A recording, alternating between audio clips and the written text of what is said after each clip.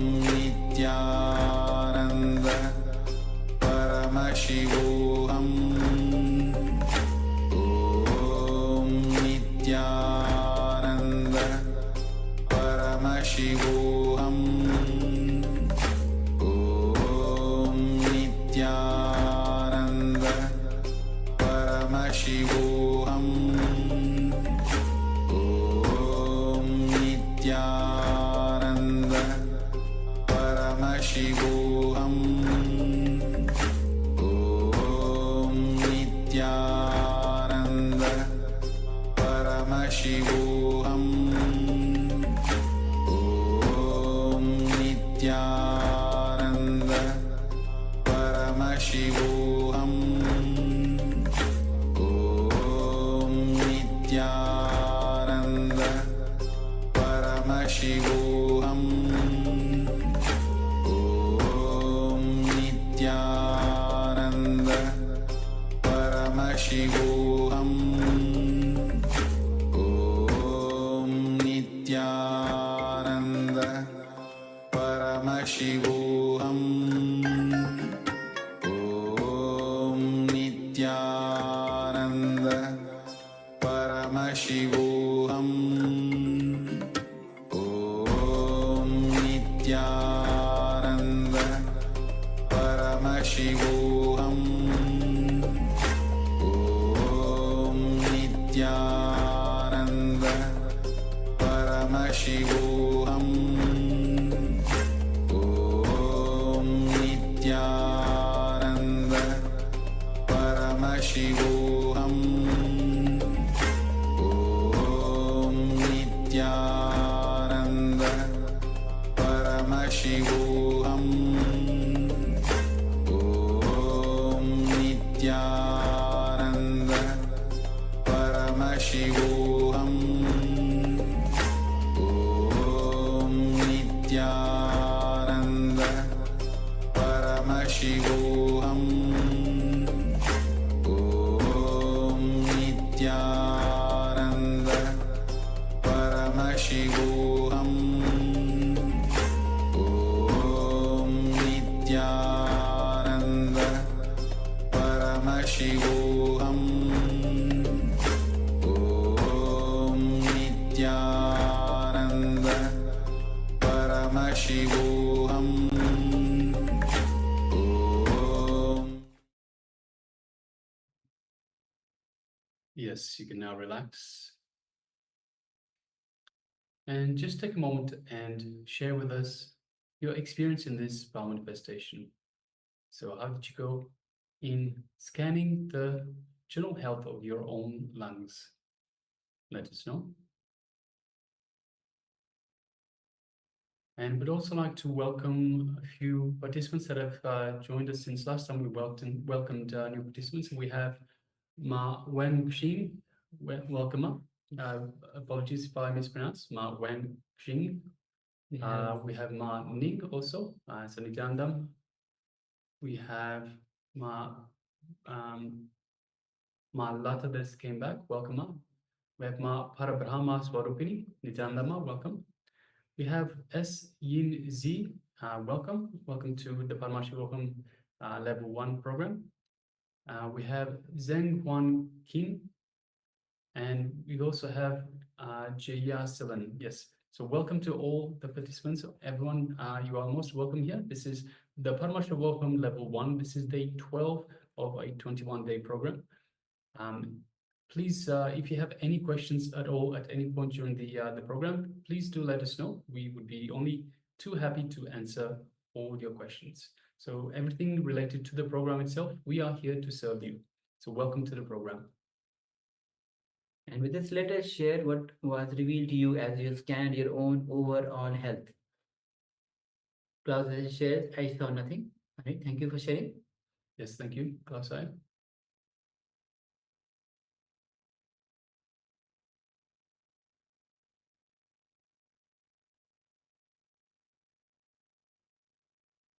So requesting all participants that took part in this power manifestation, please let us know your experience as part of this power manifestation, the power of body scanning. So in this round, we scanned the health, the general health of our own lungs.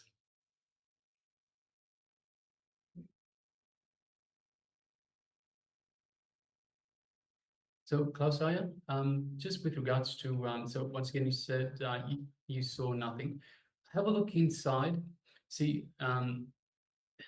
whenever we don't manifest powers, there is something inside us that is stopping us. So have a look inside and identify what is it that is stopping you from manifesting this power. So you start manifesting the power of third eye vision. So it's not a matter of not being in the space of oneness. It's not a matter of not being able to manifest. So there is something that is blocking you from being able to manifest. If you can manifest one power, you can manifest another power as well. The issue is, so different powers are affected by different patterns, different incompletions that we have within ourselves.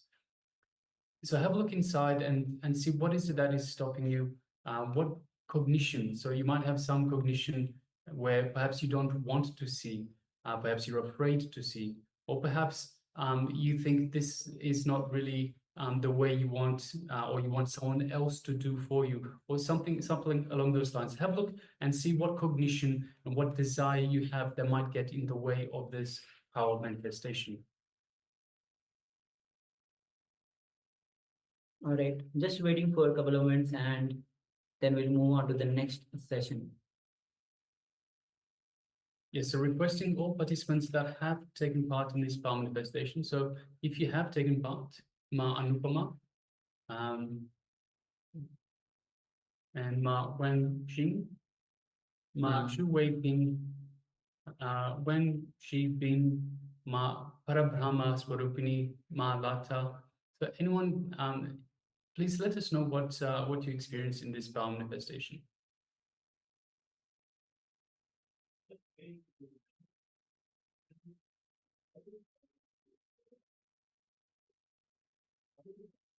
And of course, we have a lot of participants that have their cameras switched off at the moment.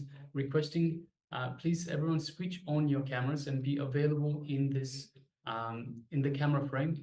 So this is the two-way program. This is where we interact with each other. So we see who we're speaking to, you see who you're speaking to, and we can much easier address your questions, your queries, and we can much easier tailor the program to your needs. So also requesting you to please interact, ask questions, anything that you don't understand. So especially the program is generally based with every piece of information we built on the previous one. So it just builds on, builds on, builds on. If you miss out on the very bottom one, the information that is the base information, then you might not be able to build the right cognitions, the right information as we go further through the program. So requesting, if you have any questions at any point, please do not hesitate, do not wait. Don't wait and say, maybe the question will be answered later. The answer will be, the question will be answered when you ask it.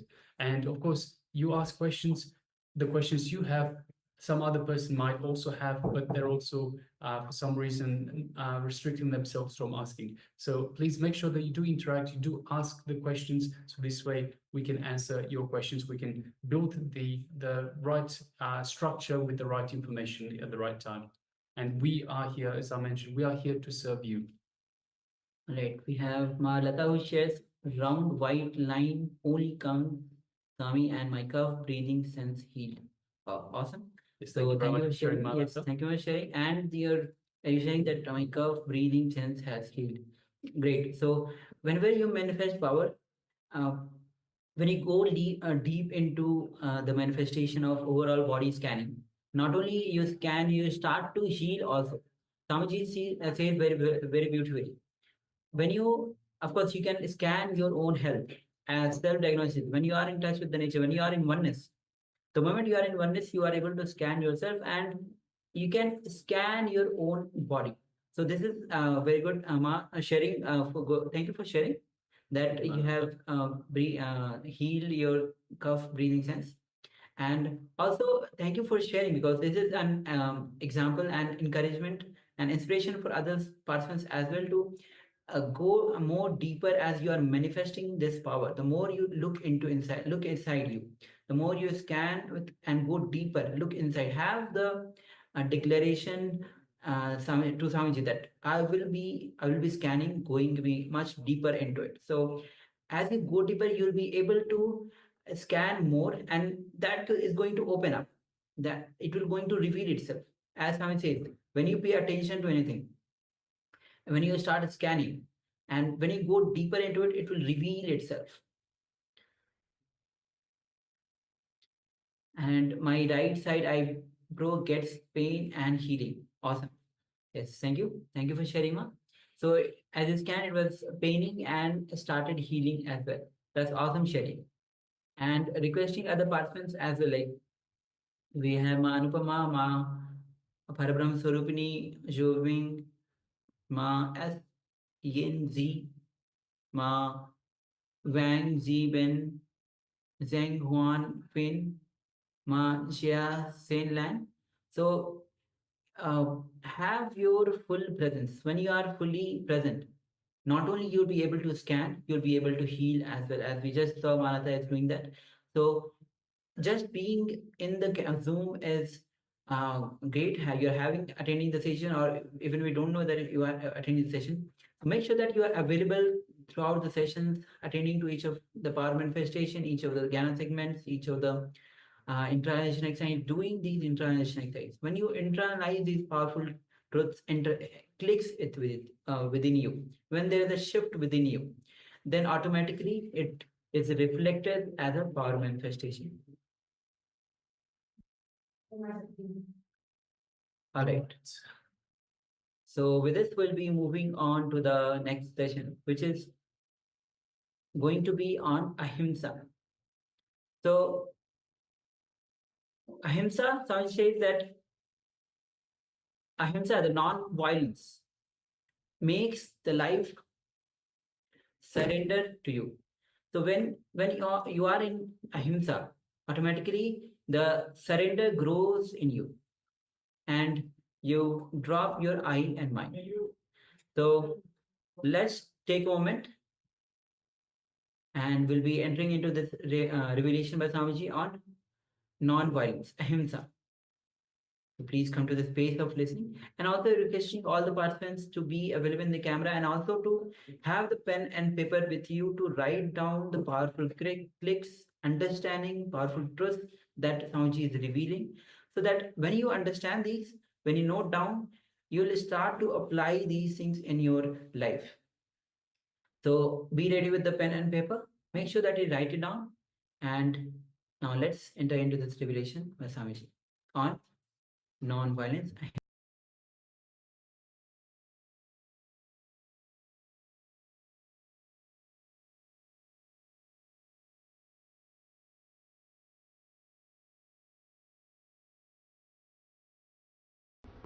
Let's enter into the first sutra. First sutra is about ahimsa. Dhamma Sutra, Ahimsa Sutra. Dhammo Mangalamukitam Ahimsa Sanchamotavo Devavi Tam Tamasanti Jasadamme Sayamano. Beautiful. It's not actually Sanskrit. It was the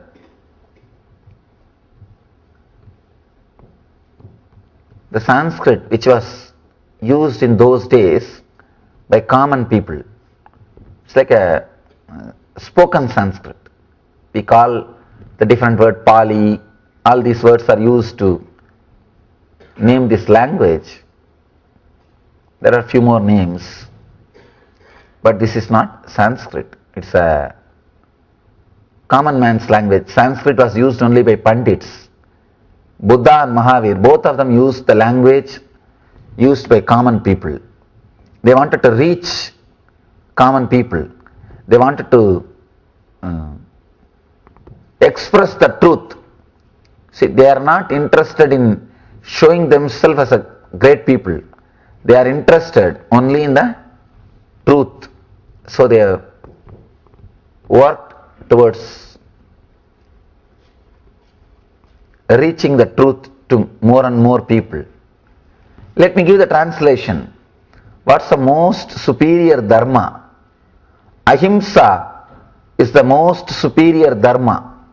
A person who has established himself in ahimsa, even the devatas salute him. Understand, ahimsa is the first step towards non-possessiveness. That is why Mahavira is speaking about ahimsa, then goes to aparigraha. Let us analyze this ahimsa little deeply. He is saying ahimsa sajjamotavo dhammo mangalamukkitam ahimsa sanjamotavo devavitam namassanti jassatam me sayamano. What is the most superior dharma? Ahimsa is the most superior dharma. Person who has established himself in ahimsa, even the devatas salute him. Ahimsa is the most superior dharma, that's the truth. Understand, you can drop any dharma, but ahimsa is a dharma which you can't drop. It is the basic understanding for human beings to coexist, to live together. Without ahimsa, no human being can live on the planet Earth. Please understand, even the people who committed hundreds of murders, at some point they had ahimsa. That is why they have not murdered some other people. See, from the young age, at some point they were with ahimsa, means non-violence. Otherwise, the day they are born, they would have started killing from the parents. Ahimsa is the basic truth of life. One important thing we should understand, all the great masters, whether Buddha, Krishna, Mahavira, Shiva, all of them are talking more about ahimsa. All the Eastern masters talk more about ahimsa than about love. Love comes only second. Ahimsa is emphasized. But for a Western mind, the word love is looks more appropriate because it is positive things, positive thing. Non-violence is more like a negative, but ahimsa is more like a positive. And love is more like a positive. But all the Eastern masters, they emphasize more on non-violence than love. Because in love, slowly you become aggressive. Not only that, when you say I love you, you give some promise to the other person. And all promises are failures. The moment you give promise to somebody and you don't fulfill, that is also non-violence, that is also violence. You give a promise to somebody that I love you, I am going to create heaven around you. The moment you say you love somebody, directly or indirectly you have given many promises, sharing roses and giving them the idea that you are going to create heaven for the other person, or you are really going to make the other person happy. You have given so many ideas to the other person, and when you don't fulfill, it is violence. With non-violence, you are very clear. When you start, you are very clear. I can say only one thing, I will not hurt you. That's all. So the right way to start love is non-violence, not love. Love will happen when you really experience non-violence. And you cannot make love happen. No. You can work only in the direction of non-violence. Love will happen as a byproduct. If you try to work directly in the line of love, you will mess up. And you will end up creating troubles for you and for the other.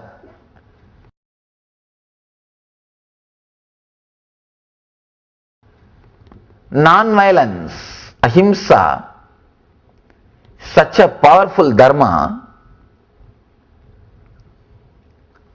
I always tell people, even in my ashram, see, there is nothing, no rule which will take you away from enlightenment. To tell you honestly, even all so-called morality, everything is only a social rule. There is only one dharma, one rule, which is directly connected to consciousness. Understand? All dharmas are based on conscience. Means your mind, conscience, which will change in every century. In some part of the planet Earth, eating vegetarian food is the only right thing. And in some other part, you can eat non-veg. That's perfectly alright. The social rules always change. Morality has no solid base on consciousness. There is no dharma which is directly connected to consciousness. All dharma, all morality is related only to your conscience. Means the society. If you change the place where you live, the morality changes. It is just like a constitution of every country, law. It is just a social law. But there is one dharma, one truth, which is directly related to consciousness, which is universal. That is ahimsa. That is why we say ahimsa paramo dharmaha.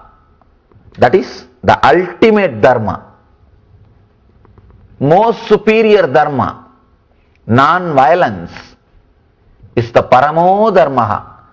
See, unless you learn, you imbibe the idea of non-violence, you can't live on the planet Earth. It is a simple, basic, preliminary understanding to live and let live, to coexist on the planet Earth. There is a beautiful sutra in Patanjali which says, ahimsa pratishtaya vairatyagaha. Amazing sutra. He says, if you are established in ahimsa, in front of you all enmity disappears. There are thousands of stories.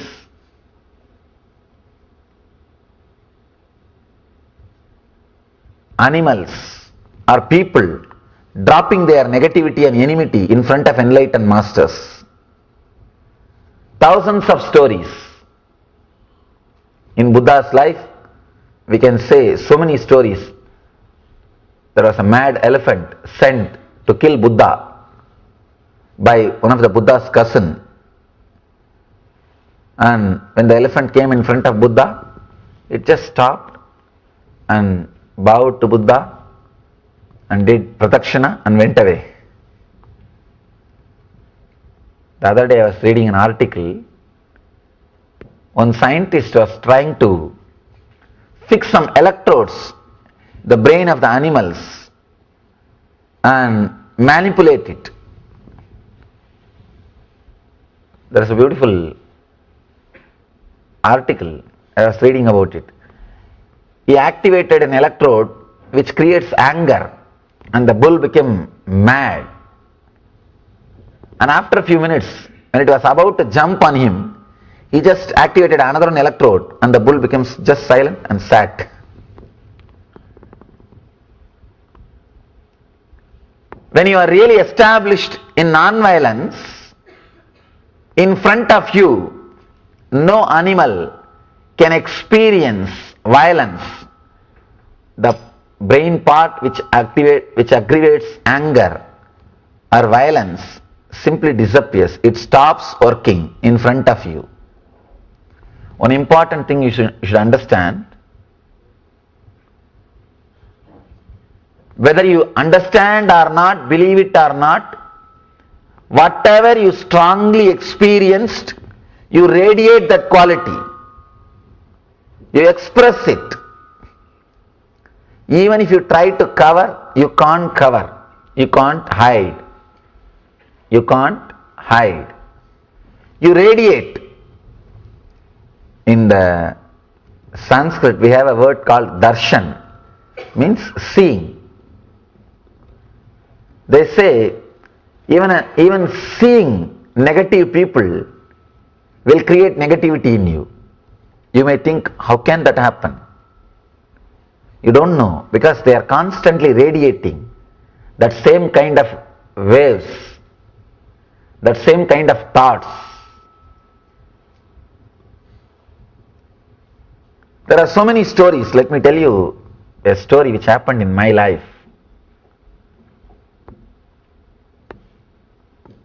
I was staying in a forest in South India after my experience of the spiritual enlightenment, and one evening I was just sitting and relaxing. There was no thought, just deep silence. It was a forest and a small hillock was there. I was sitting near that hillock, forest, just a complete silence. No thought. Eyes are open but no thought. There was no clutching, means the chain of thoughts. Just I was completely relaxed. There was a big snake in front of me, lying more than 3-4 hours, just 1 feet away. But I did not have a thought, it's a snake, it is dangerous to my life, all those things. As long as I did not have the thought it's a snake, snake did not have a thought I am a man and dangerous to its life. And after few hours, as usual, slowly mind comes down from that beautiful silence, intense silence. Slowly, when a thought started raising, when a mind started clutching, when the first thought came, oh, there is a snake. The moment I got the idea that there is a snake, I saw very clearly the snake got the idea there is a man. Till then, the snake did not have idea I am a man. Only when I got the thought there is a snake, this is snake, the snake started thinking I am a man, there is a man. Then I slowly moved little backwards and the snake also just moved little away, went and disappeared. Understand, as long as I did not have a thought it's a snake, snake did not have a thought I am a man. Only when I feel threatened, when I felt I am in danger, so naturally now the possibility to attack, the non-violence has disappeared. Now the violence may start. There is a possibility for violence is there. Same way, the snake also felt that there is a possibility for violence is there. See, only when you are afraid you attack. Be very clear. All the people who think they are great warriors, they are all cowards. Only cowards attack. Mahavira never attacks. Mahavira means the ultimate warrior. He never attacks. If you are attacking the other person, you are afraid that he may kill you. You want to kill him before he kills you, that's all. See, all the wars are created only by cowards, not by courageous people. Just they want to kill the other person before they are killed, that's all. That is the truth.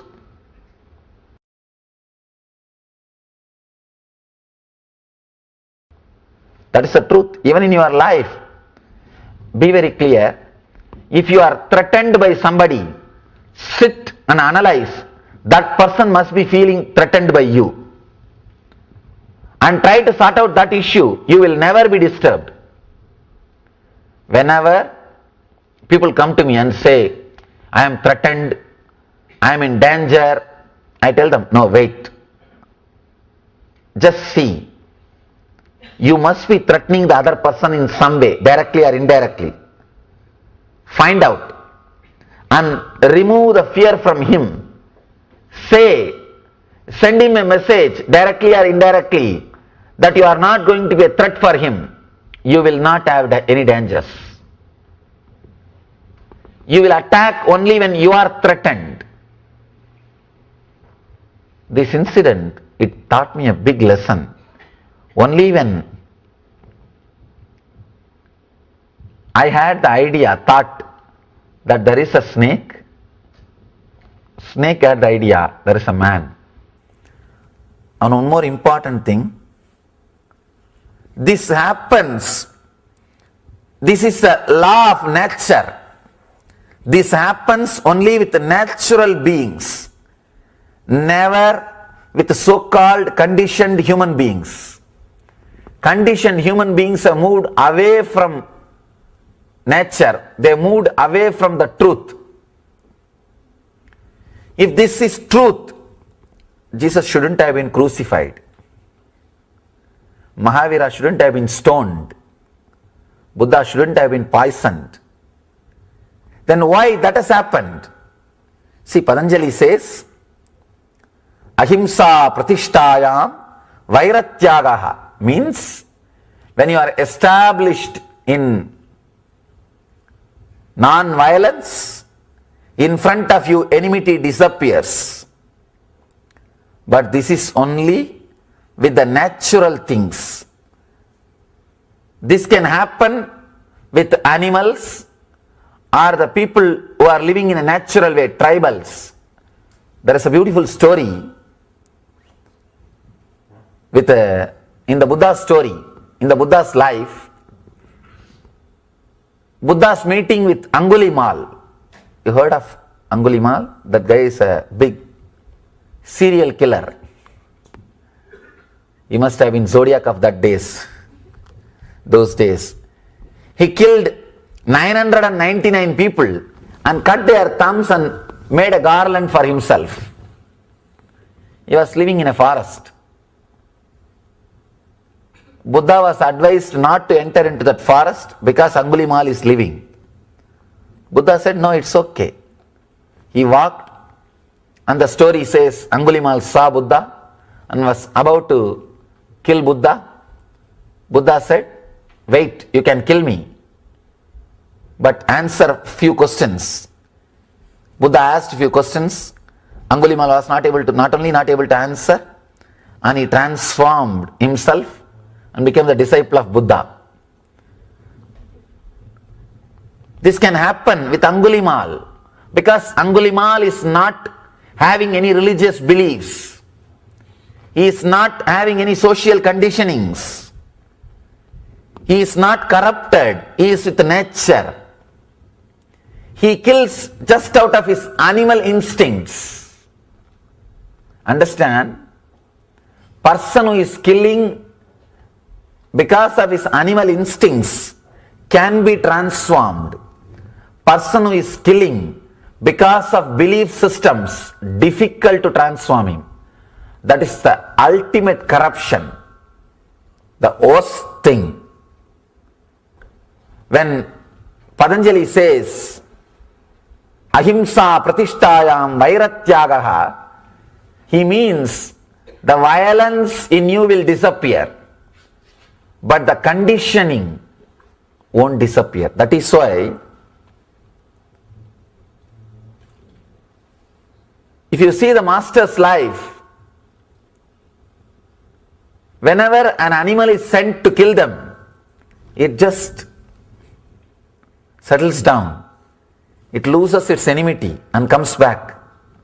And the same way, man who is living like an animal, if he goes to kill him also, he just settles down and comes back. But not a man who is conditioned. That is why I tell people, if you are conditioned with some religious beliefs, some conditioning, without enlightenment, you are more dangerous than any animal. You are the worst criminal than any animal. Here, the Vairatyagaha can happen, means the disappearance of enmity will happen if you are natural or if you are facing the beings who are natural. There is a beautiful story in Adi Shankara's life. He wants to establish a monastery in South India, and he was traveling. One place he saw frog was giving birth, and the snake was protecting that frog from the rain. Understand? Frog was giving birth and there was rain. Snake was protecting that frog from the rain. Of course, it happened because of the presence of Shankara. In the great master's presence, animals lose their enmity. So Shankara saw this and he said, this is the right place to create the Pita. And he established a Pita. That place is called Sringeri. Still that Pita is there. It's one of the oldest traditional Vedanta mutts. In the presence of great masters, simply enmity disappears.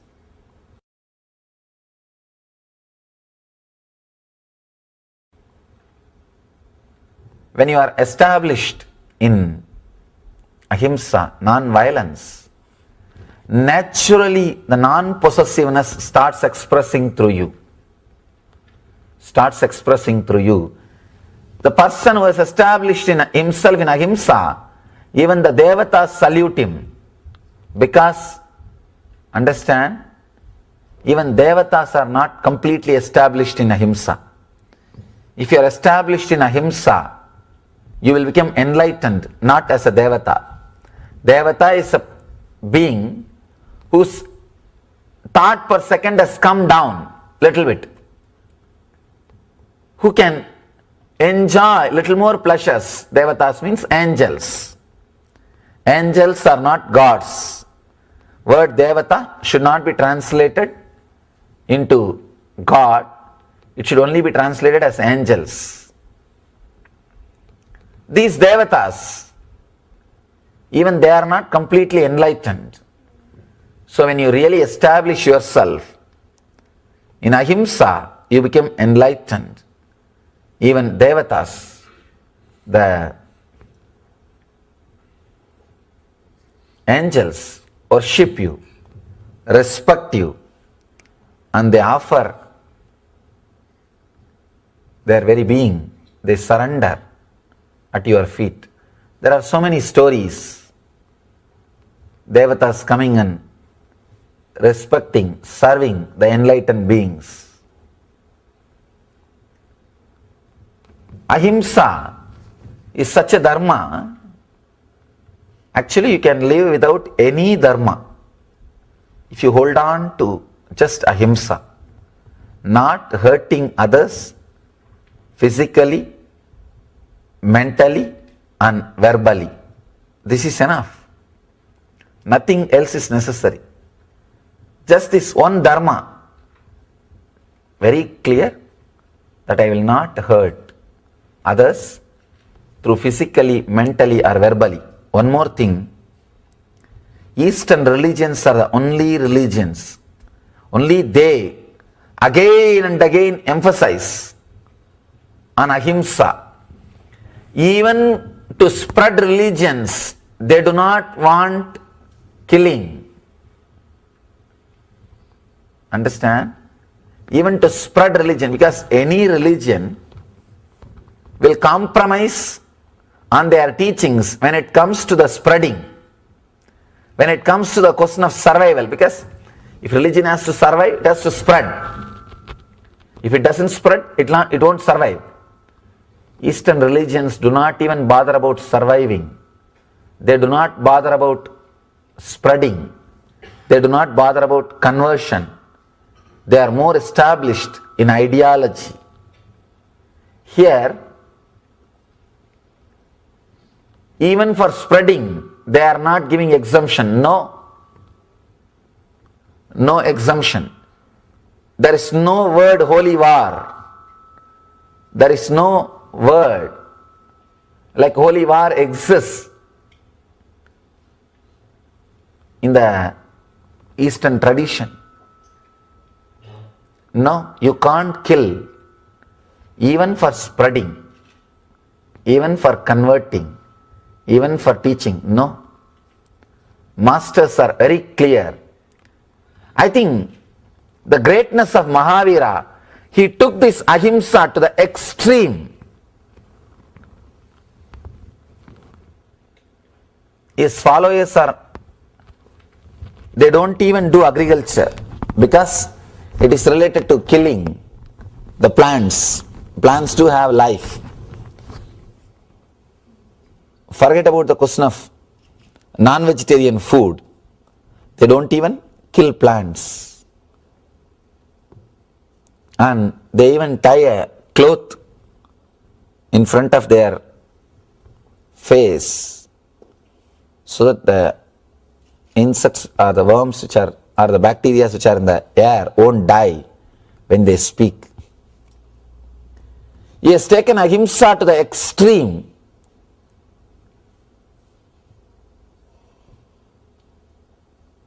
They do not wear silk. They do not wear shoes. They do not encourage, directly or indirectly, any industry based on violence. Anything based on violence is not encouraged by the followers of Mahavira. All they do, all they help directly or indirectly is only towards ahimsa, non-violence.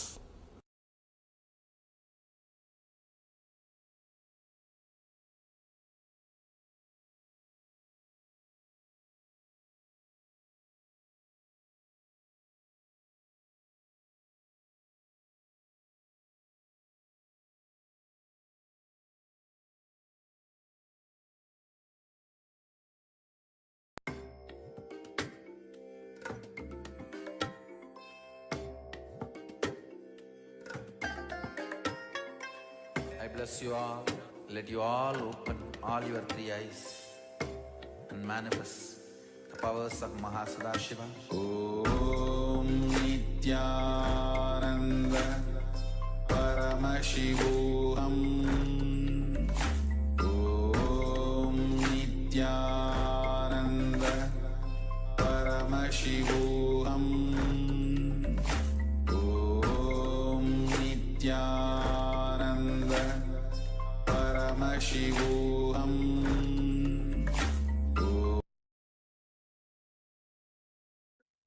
Yes, Nithyananda, all of you. So this is the revelation by Swamiji on ahimsa. Ahimsa paramo dharma. As Swami says very beautifully, ahimsa is the most superior dharma. Ahimsa is the first step towards non-possessiveness. Ahimsa is a dharma which you can't drop. It is a basic understanding to live on the planet Earth.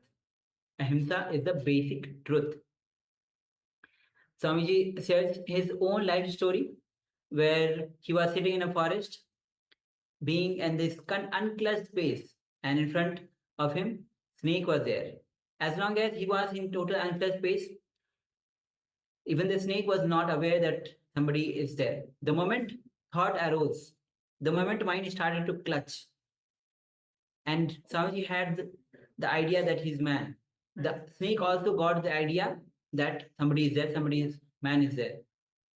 And he started to run. And Swamiji gives example from the life of Buddha. He shares two stories of Buddha. One with the big elephant and another with the Angulimal. It's quite famous story of Angulimal, especially when he was a he was living in the forest. He was a killer. He had killed 999 people and made a garland out of cutting the finger of people, those who he has killed. So he was looking for one more person, and Buddha was instructed not to go there, but Buddha went. And when he was about to kill, Angli was about to kill Buddha, he asked Buddha few questions, and he was not able to answer, and finally he became a monk. Such is the presence of the enlightened master, and such is the presence of non-ahimsa, because when a person is enlightened, non-ahimsa, non-violence becomes the very part of their existence.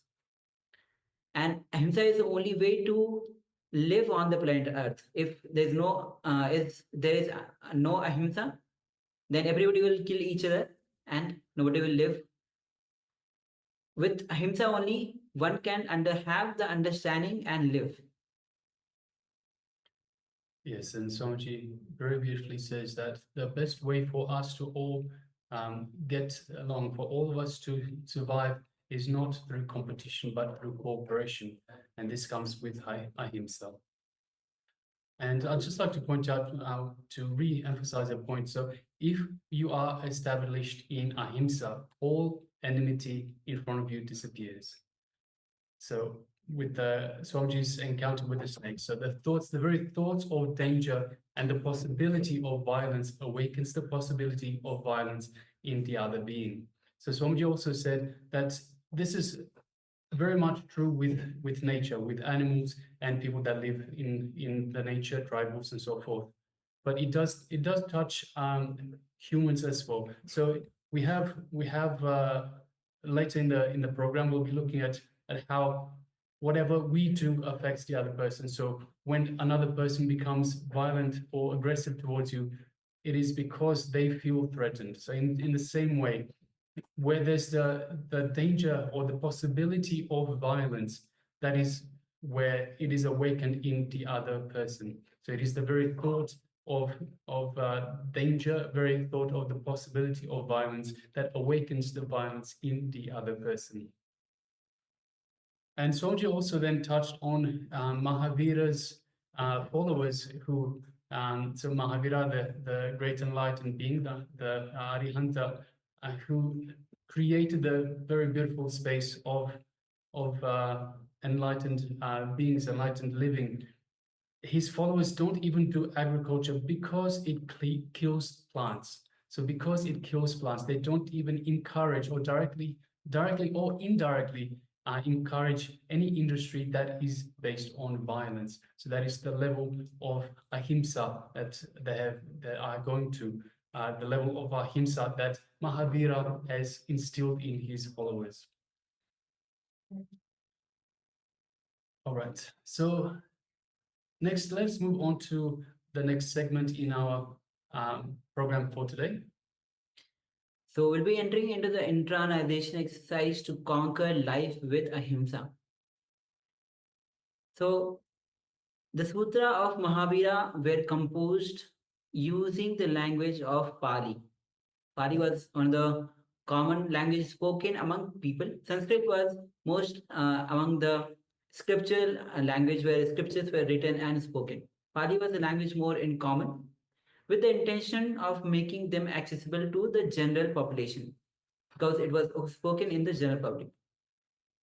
Let us once again remind ourselves of these verses and their meaning, as we have already gone through a few times. So let's again go through this Sutra of Mahavira. Namo Arihantanam, which means I bow down to the enlightened souls. Namo Siddhanam, I bow down to the liberated souls. Namo Aryanam, I bow down to religious leaders. Namo Vajayanam, I bow down to the religious teachers. Namo Loe Sahunam, I bow to all the monks of the world. Esho Pancha Namokaro, these 5 salutations are capable of Swapavanasano, destroying all the sins, and this is Mangalacha Swasin, the first happiness among all forms. Padmam Havai Mangalam of happiness. So, in a way, translation of the whole mantra goes as I bow down to the enlightened souls. I bow down to the liberated souls. I bow down to the religious leaders. I bow down to the religious teachers. I bow down to all the monks of the world. These 5 salutations are capable of destroying all the sins, and this is the first happiness among all forms of happiness. So,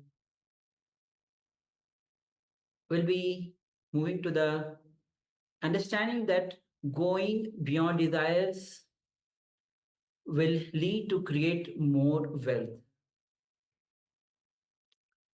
So desire is something which is related to these 3: life, death, and how to go beyond death. Desire itself is life, because without desire for life, you will have no life. If you don't know how to handle desire, you will face death. And if you know how to handle desire, you will go beyond this cycle. That's all. There is no master who did not talk about desire. It is an important subject that every master has to address. In some way, he has to touch on this subject. Today, we will see how the great master Mahavira, so we just mentioned about Mahavira, actually Swamiji himself mentioned Mahavira and his followers. We'll see how the great master Mahavira handles this subject of desire from different dimensions, different angles that empowers you to create more wealth and to handle it. So first step towards non-possessiveness is ahimsa. So there are beautiful verses, sutras. When you practice them, the result will be totally life transforming. Now the Ahimsa Sutra, which is Dhamma Sutra, is Dhammo Mangala Muktitam Ahimsa Sancha Madavo Devaitam Tamasi Shanti Desha Damai Shayamano. So the translation of this verse is, what is the most superior dharma? Ahimsa is the most superior dharma.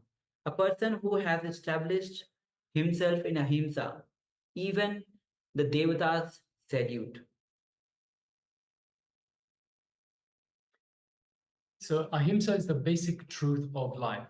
One important thing which you should understand, all the great masters, whether Buddha, Krishna, Mahavira, Shiva, all of them are talking more about ahimsa.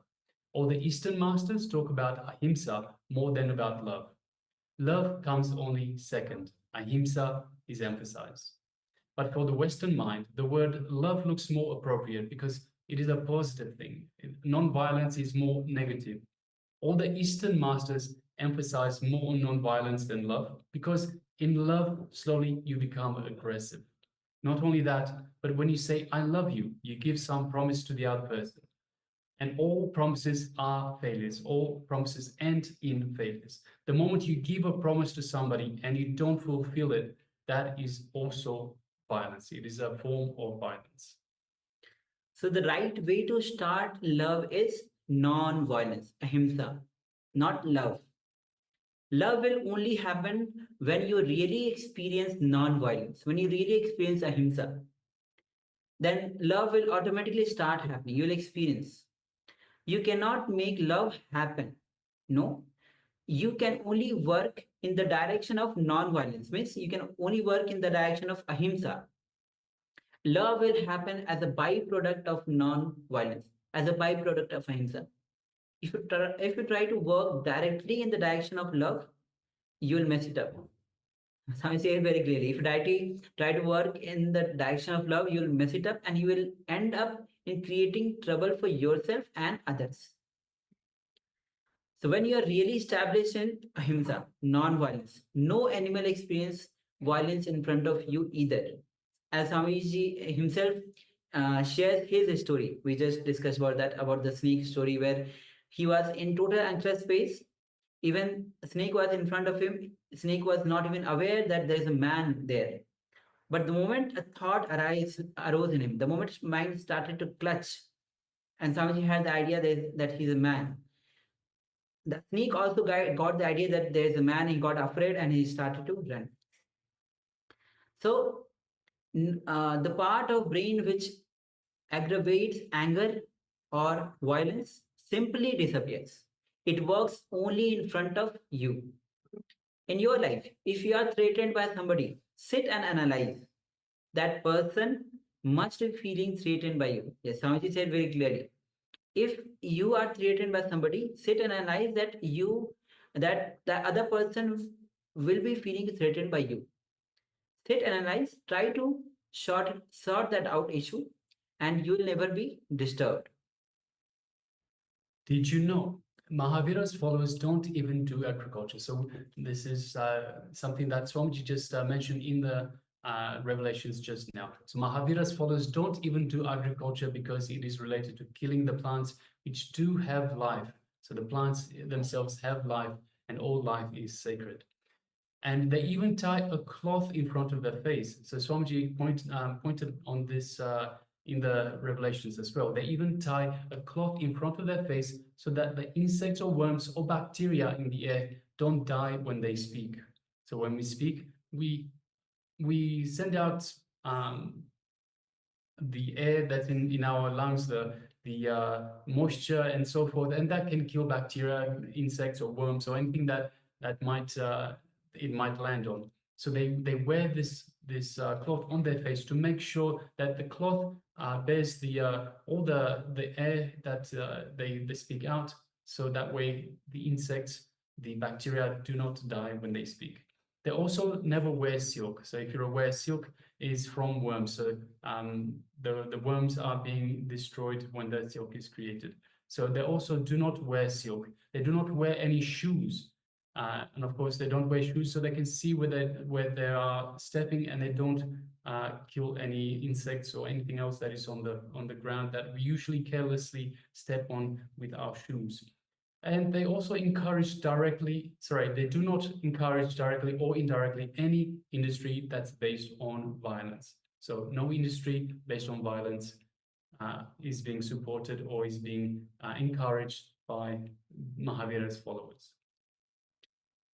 So we'll be entering into the analysis, we'll be entering into the internalization exercise. So have the pen notebook with you, have the pen with you as we enter into this exercise. So the first step is going to be assessing the situation. So think of a particular conflict you had with a person. So just requesting all of you to have the notebook with you, pen and paper with you, and think of a situation where you had to conflict with a person. Analyze exactly what happened in that conflict, what happened in that situation when you had the conflict with that person. Why this person must be feeling threatened, and how your actions may have contributed to their feeling threatened. Once again, first think about any particular conflict that you had with a person. Analyze that. What exactly happened? Why this person might be feeling threatened, and how your actions may have contributed to their feeling threatened. Consider if there was a miscommunication or misunderstanding between both the parties. Elaborately pen down about the incident. So we'll be projecting the slide for your reference. Have a look at it and start to pen down. Let's begin.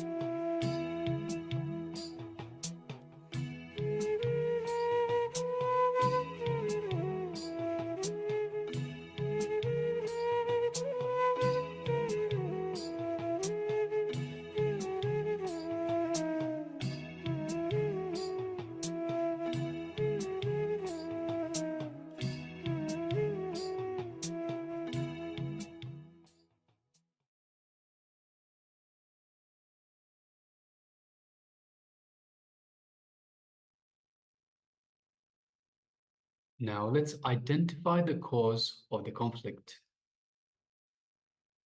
Try to understand the emotions you experience in the situation. Do not try to find a reason for the situation. Only try to analyze your emotions.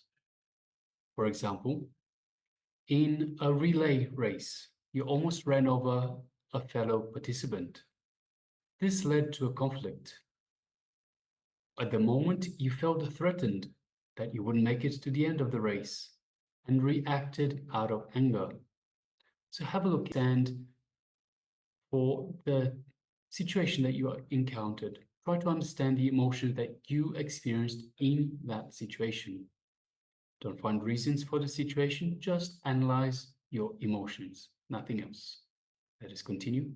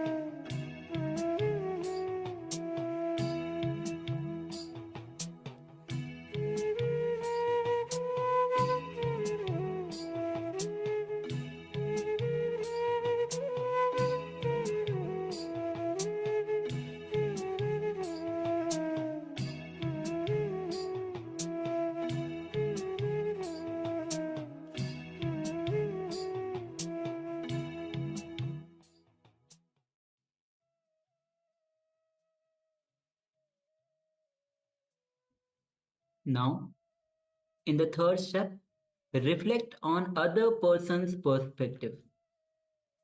Analyze the situation by understanding the emotions the other person would have experienced and how they felt threatened by you. This exercise will help you empathize with them and find possible solutions. For example, reaction of your peer. See how they also felt threatened and reacted out of that space. Understanding that the person felt threatened by your reaction. Sort out that issue. Declare to yourself ahimsa paramo dharma. Please continue.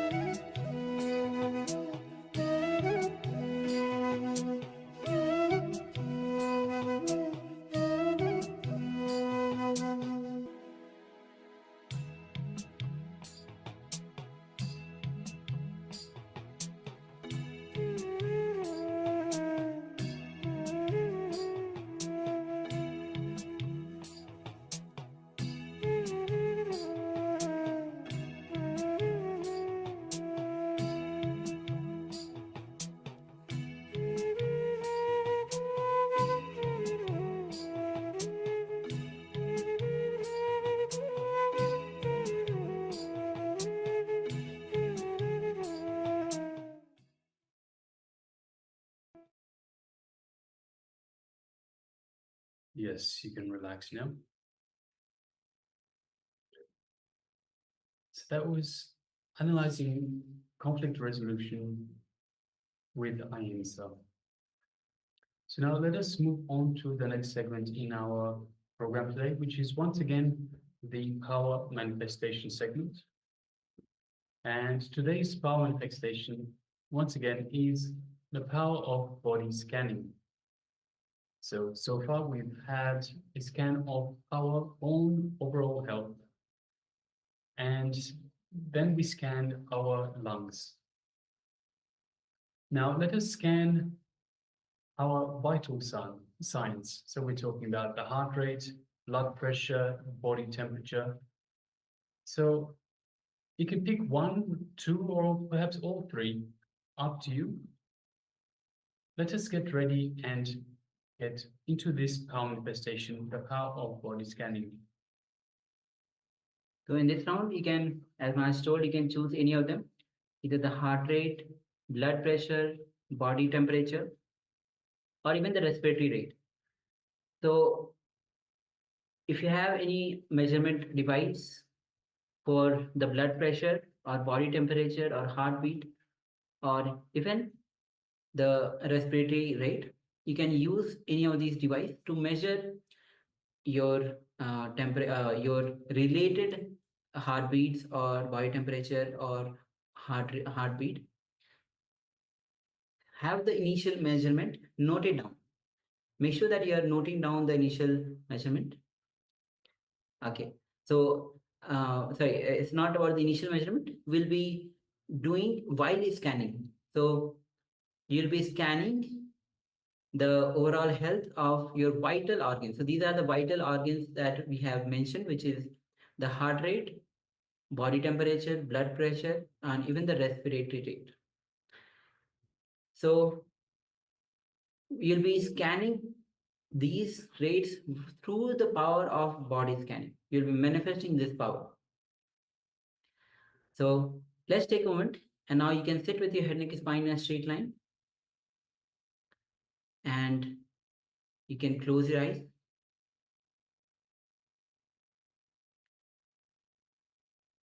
Visualize Swamiji in your inner space. His energy flowing throughout entire your whole body, filling up his energy, his superconscious space throughout your trillions of cells, bubbling with energy. His love and compassion is radiating throughout all your body, filling all your inner space. Feel his love and compassion. Be in the space of deep connection with Bhagwan.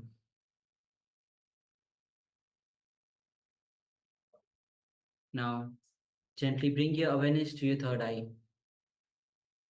And through your third eye, start to scan the overall health of your organs, vital organs. As you chant the Mahavakya, Om Nithyananda Paramashivoham.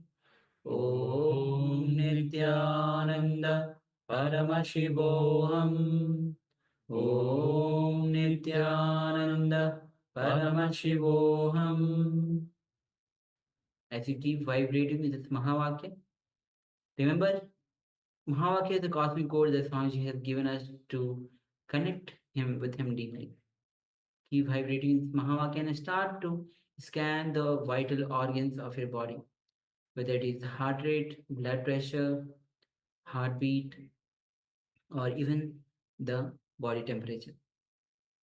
Let's begin this manifestation.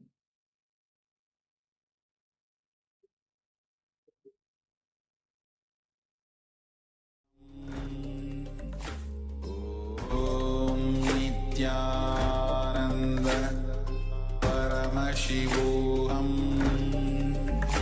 Om Nithyananda Paramashivoham. Om Nithyananda Paramashivoham. Om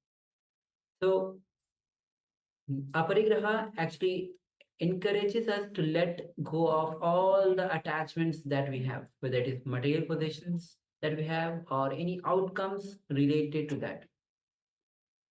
It is about opening our heart and freeing ourselves from the clutches of greed and desires. When we apply aparigraha in our life, we cultivate a sense of inner freedom and peace, allowing us to experience life without the burden of ownership. So, as we engage in aparigraha, that lets us live life which is true with true abundance, and that lets us teaches us the true abundance comes from not accumulating possessiveness, but from recognizing the richness within ourselves and the connections with ourselves and the connection with others. So let's enter into this revelation by Swamiji on aparigraha, which is the non-possessiveness.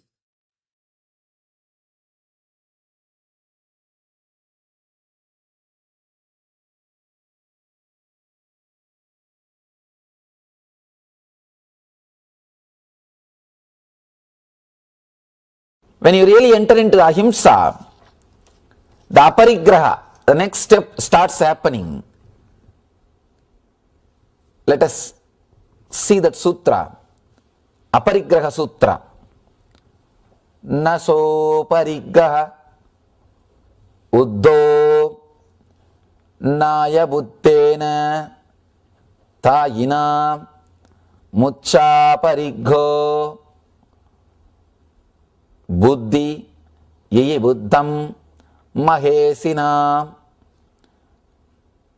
loyisesa anukosi manne annaramavi jesiyo sannihikame gihi bhavayenase. Let me give you the translation. Parigraha does not mean to go have clothes and other items of basic need, but to have attachment towards this is parigraha. Beautiful.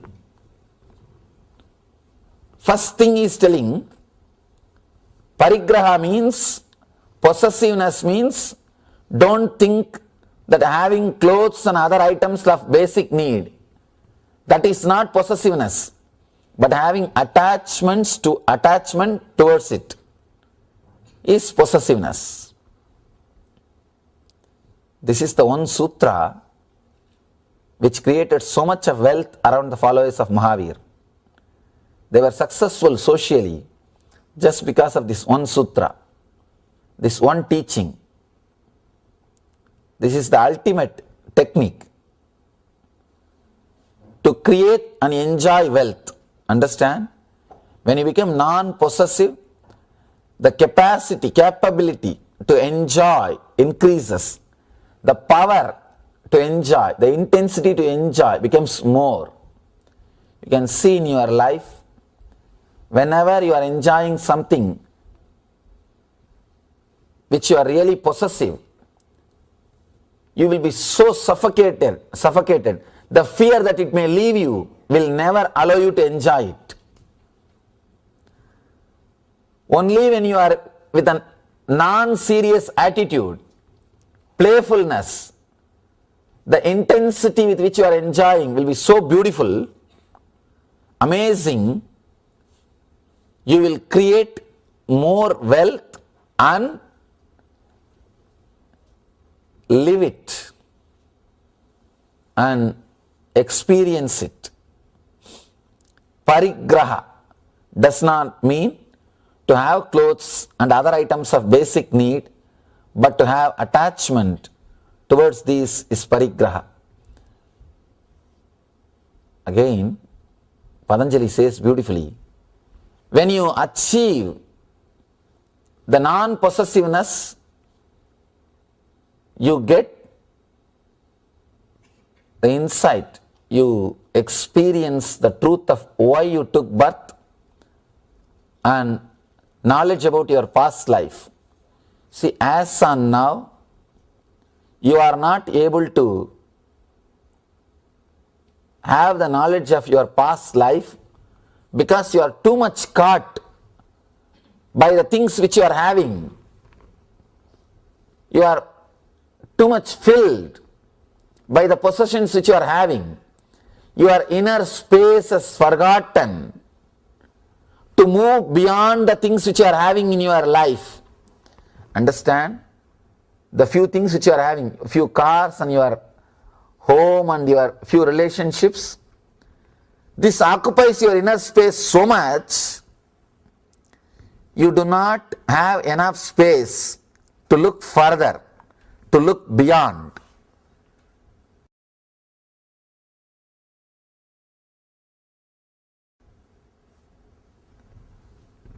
One more important thing, whenever you are possessive of something, be very clear, you are binding yourself, you are putting a boundary for yourself. You are not allowing the further expansion. You are stopping, you are curtailing the possibility for growth. Any possessiveness is curtailing the possibility for growth. That is why a possessive person suffocates himself and suffocates others. Whoever is around him or her, he or she suffocates the other person also. Ahimsa and possessiveness, these two are very closely connected. When you really become non-violent, you will not possess people. If you are possessing somebody, you will be violent towards that person. Be very clear. Any possessiveness, the very possessiveness itself is a violence. Because the moment you possess, you reduce that person from energy to matter. Only matter can be possessed. You can possess this chair. You can possess this table. You can keep it wherever you want. It will be there as it is. But you can't possess a living being. If you do, you are reducing that living being from energy to the person, from energy to matter. Possessiveness is violence. Parigraha is himsa. That is why Mahavir touches ahimsa first before talking about aparigraha.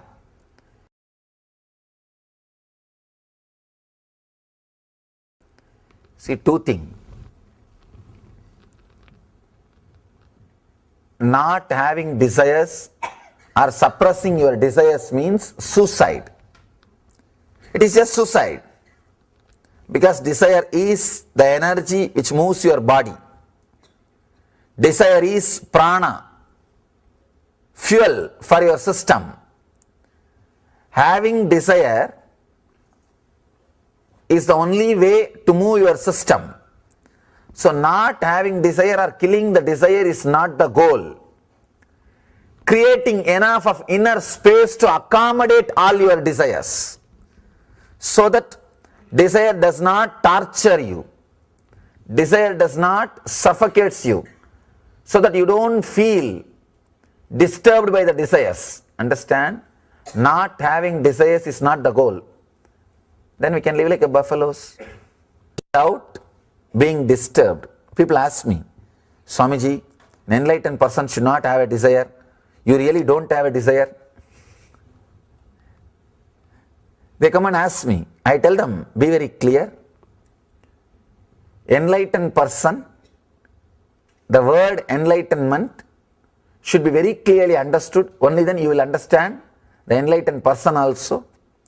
See, as on now, in a normal human mind, if they have 10 acre, all 10 acre, they are growing something, some rice or paddy or sugar cane or something. It is filled, occupied. In an enlightened being, he has got 1 million acre, only 10 acre is used for agriculture. Will he even know that agriculture is going on in some place? No. I have 1,000,000 acre. So even if agriculture is going on in 10 acre, I will not even know. Same way, enlightened being has got so much of inner space, the 10 acre is like a negligible. The inner chattering which is happening is negligible. All you need to do is expand the inner space. I am not telling you to kill all the, destroy the agriculture which is happening in 10 acre. No. That will lead you to tamas, means depression and inertia. That will lead you to tamas and depression.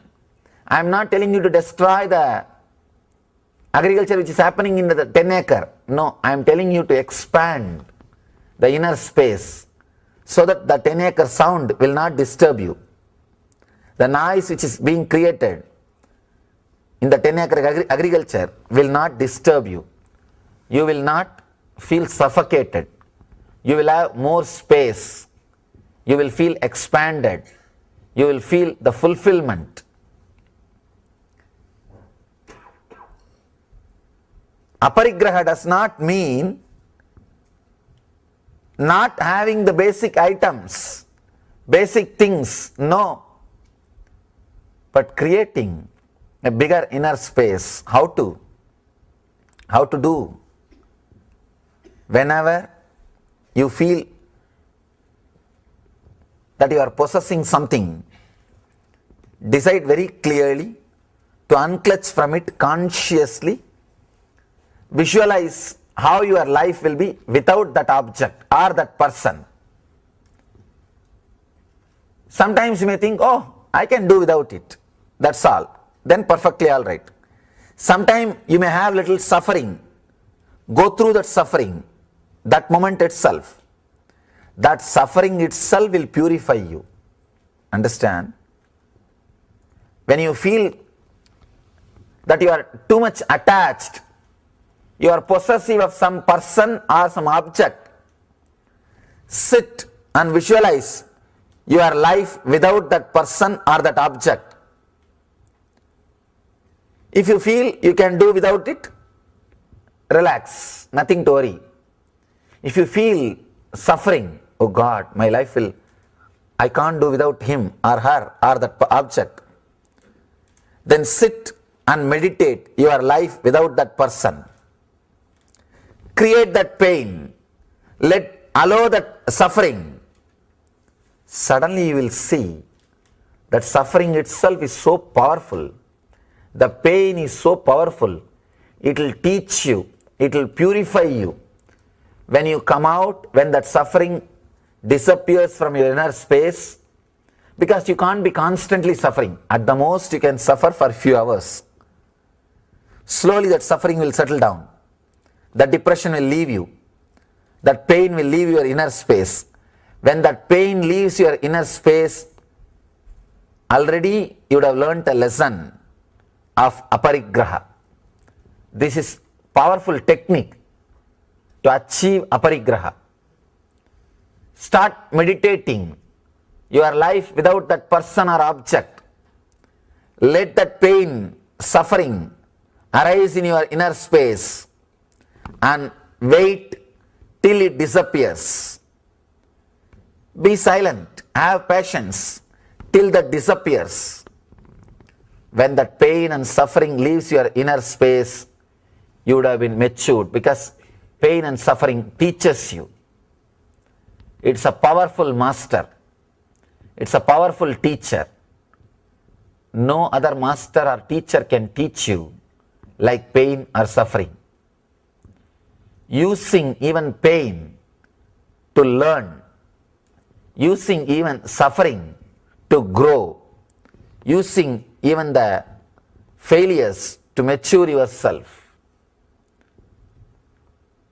When you expand your inner space through this way, understand this technique is a very powerful technique. Try it.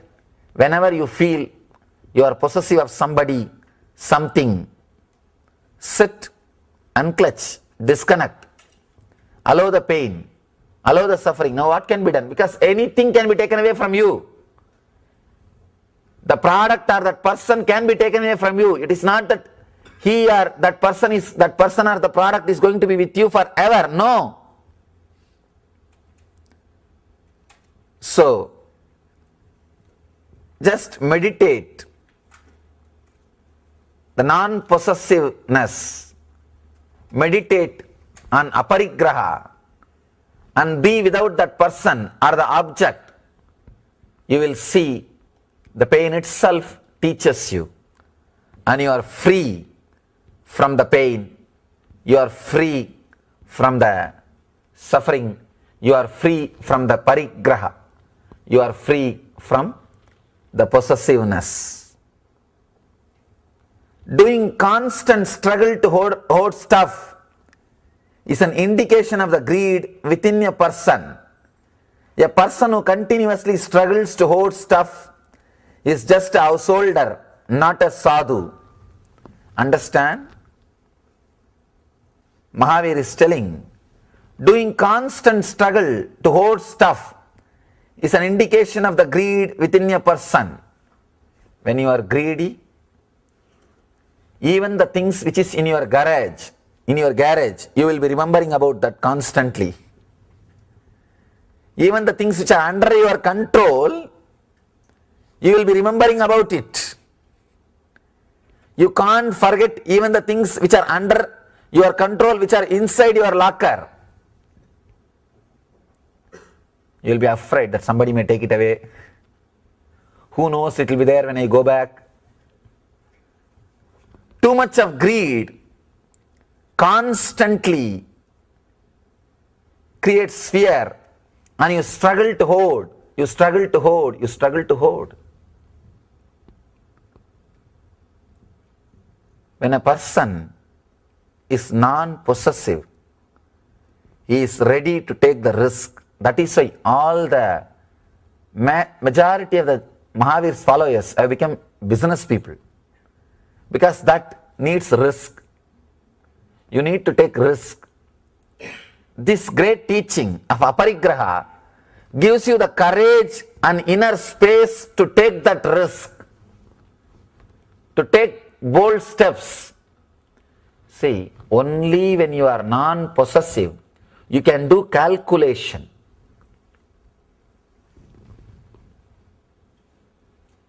Usually the doctors don't treat their own family because they will be too possessive. They can't see the truth. The objectivity will be lost. Same way, if you are possessive of something, you can't put that thing at stake. Person who is too possessive about his life will not do anything which expands his life. He will not take any risky. He will not do anything which is risky. When you don't do anything which is risky, you are nothing more than a buffalo. We will be just vegetating, nothing else, just sitting and sleeping, couch potatoes. I have seen many people, they will not even climb some 100, 200 feet, 100, 200 steps. They will tell, no, I have a little pain, I may get wheezing, I may get breathing problem. See, the idea that I may get this, I may get that, will completely put you in prison. I call this as a psychological prison. Not able to take risks. And the life without risk is not worth living. Life without risk means you are not living, you are just waiting for death to happen. Because you don't have courage to commit suicide, you just wait till it happens. Now nothing can be done, it has to happen only by itself. So why not wait? That's all. Aparigraha, the non-possessiveness, gives you such a big inner space to take risk, whether it is related to business or related to your life. So I tell you, ahimsa is the greatest dharma. If you follow ahimsa, others will live happily. If you follow aparigraha, you will live happily. These two are the greatest truths. Non-violence. If you practice non-violence, people who live around you will live happily. If you practice non-possessiveness, you will live happily.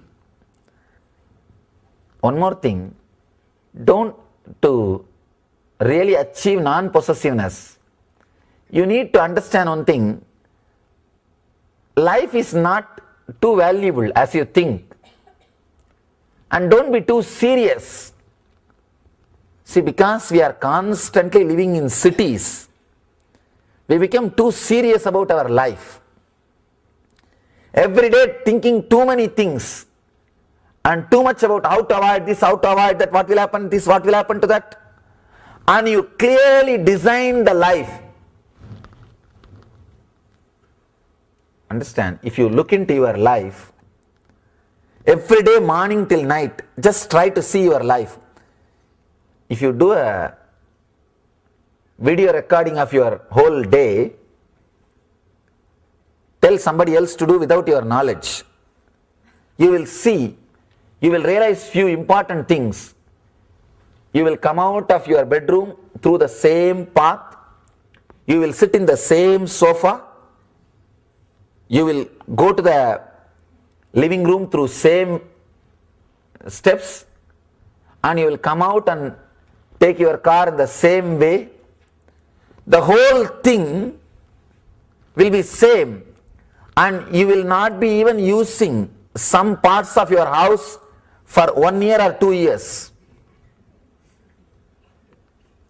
You will not be even using corners of your house your whole life. Now I tell you really, if you see, you will understand. Almost your whole day routine is under your control. Even if you face the accidents, there is an insurance. So everything is clearly pre-planned, visualized. No place for God. Because you did everything. Now where is the place for Him? You do not allow divine to intervene. People ask me, Swamiji, we are seeing so many miracles in your life. Why it is not happening in our life? Especially people who live around me, they get a little jealous of miracles happening around my life. Because whatever I tell becomes true. Every other day this is happening. One day you can say coincidence. And every day when this happens, these guys become a little jealous. What is this? How so many miracles are happening around you, but not around us? Because I am allowing God to intervene. I am not planning out and out. I leave little gaps so that He can do something. Miracles do not happen in your life because you plan for your life completely, thoroughly. Living non-seriously is plan for miracles. Living in a playful way is plan for miracles. Understand? If you live a little playfully, it's okay. If you live a little non-seriously, you will attract so many beautiful miracles in your life. Patanjali says, aparigraha is way to achieve the memory of the past life and your decisions, why you take birth and what for you came down. And I tell you, aparigraha is the amazing way, best way to create miracles in your life, to attract miracles in your life. Person who lives in a non-serious way, playful way, attracts again and again miracles in his life, because He has got some inner space and the outer space where God can intervene. It is not that his whole life is packed. No. If you yourself have thought about, visualized and decided, then he thinks, all right, he is managing, why to interfere unnecessarily? And you may say, you may put a board, no entry also, who knows? That is the reason he feels he shouldn't interfere. Live a little playfully. Do little less planning. You will see the miracles happening in your life. Person who is non-possessive, not only miracles happening in his life, anything happens in his life, he feels miracle. Because he doesn't possess anything. He doesn't take anything for granted. He doesn't claim anything is his birthright. Even taking birth is not your right. What about birthright? The word birthright is the wrong word. Nothing can be birthright because taking birth itself is not your right. It's not under your control. Then how can you say something is your birthright? No. Word birthright should be removed. There is nothing for which we have a right or claim. No. Person who is established in non-possessiveness, aparigraha,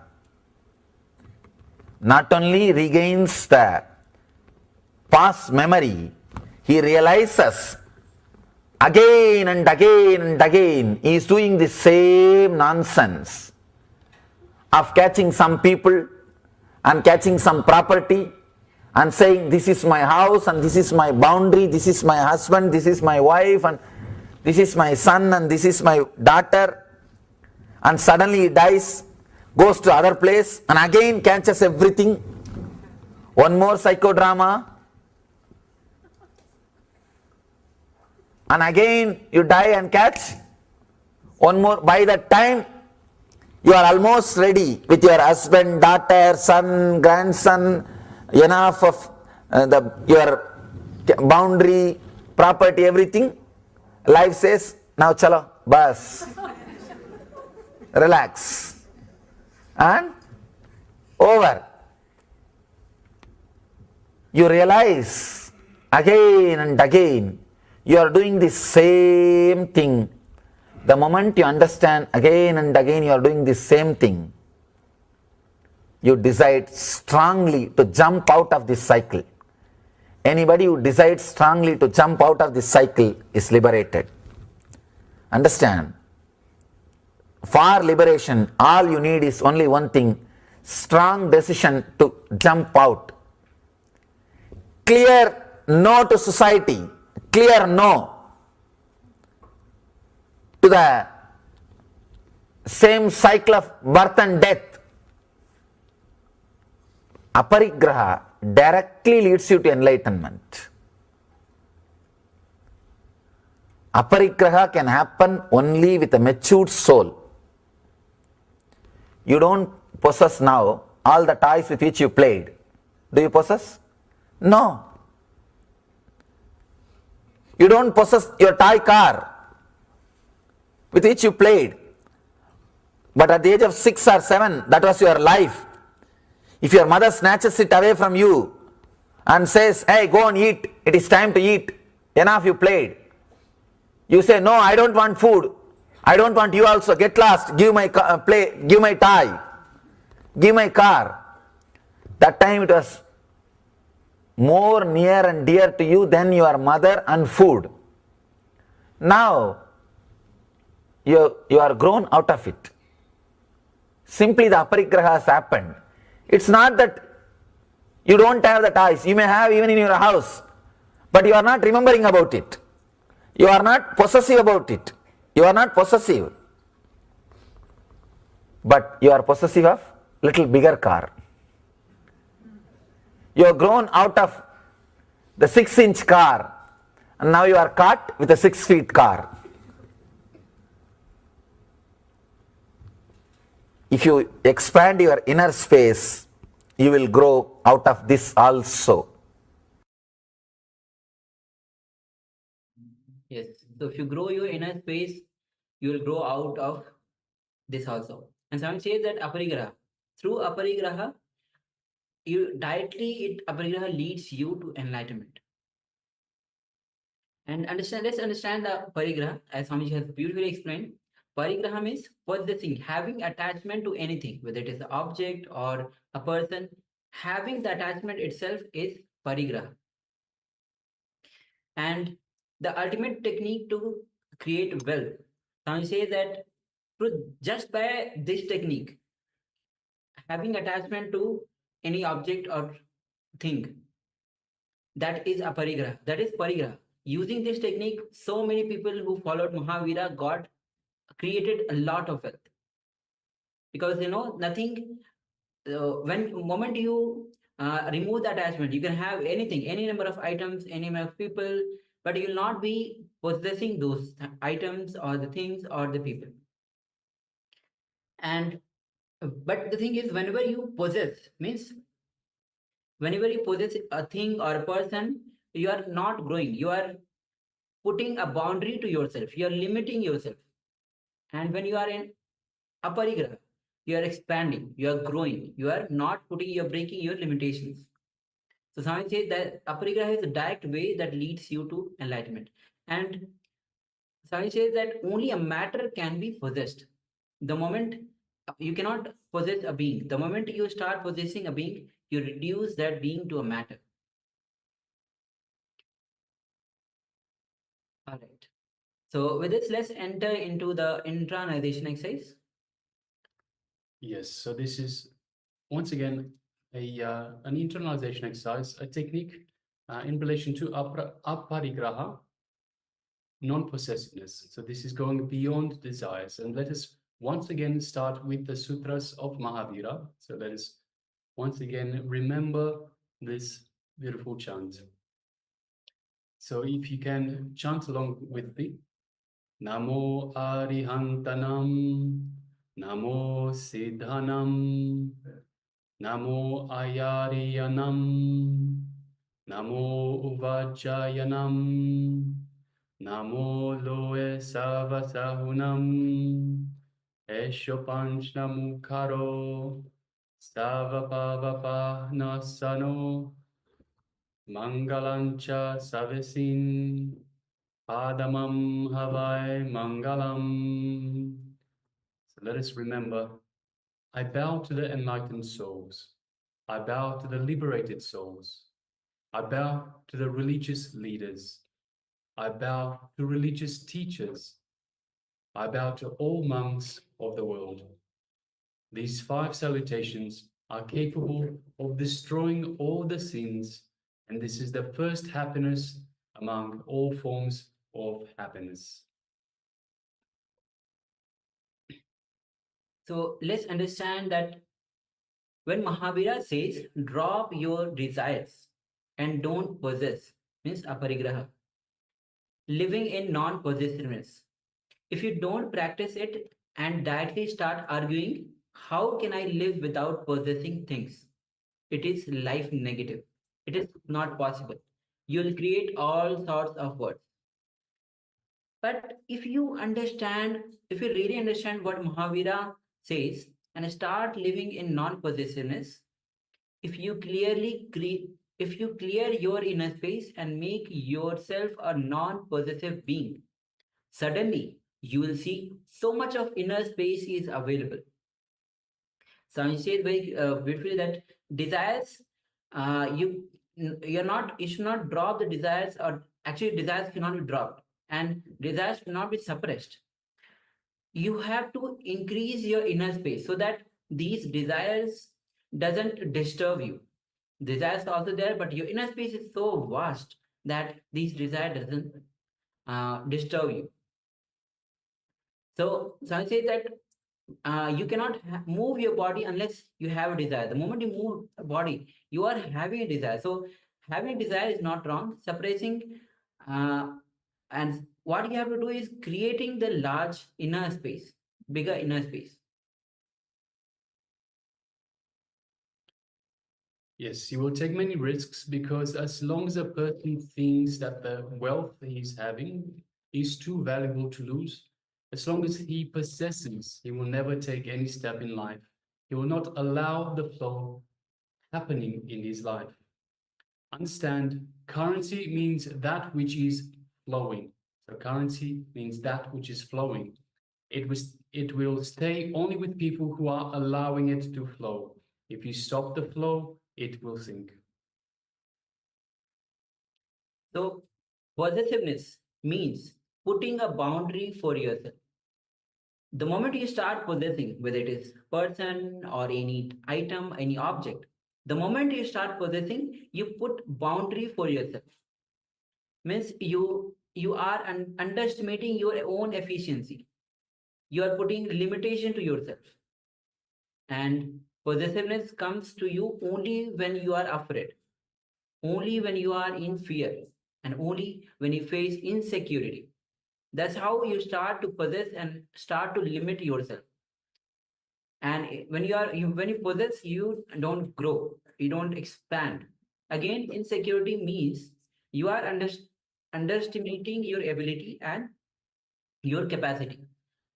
So let's understand again, the moment you start possessing anything, you put boundary for yourself and you are underestimating your own efficiency. It is because you are afraid. And only when you are in fear, only when you are insecure, you start to possess. And insecurity again means that you are underestimating your own capacity. That's how you start possessing. So when a person starts thinking and living with non-possessiveness, means he's not possessing anything. Suddenly he feels so much of space is available for him. He can play with so many decisions.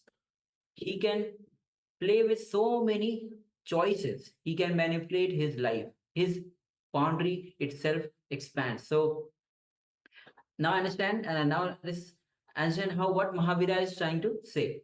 Moment you are, we'll just look at about possessiveness. And when you are non-possessive, so much of vast space is available to you. You start playing with so many decisions. You can make so many decisions. You can make so many choices. You can manipulate his life and boundaries. You expand your boundaries. So much of freedom is there with non-possessiveness. Yes, attachment itself is possessiveness. So parigraha or possessiveness doesn't mean to have clothes or other items or basic needs, but it means having attachment towards these. So once again, listen carefully. So parigraha or possessiveness isn't having clothes and other items or basic need, but it means having attachment to these. That is parigraha, that is possessiveness.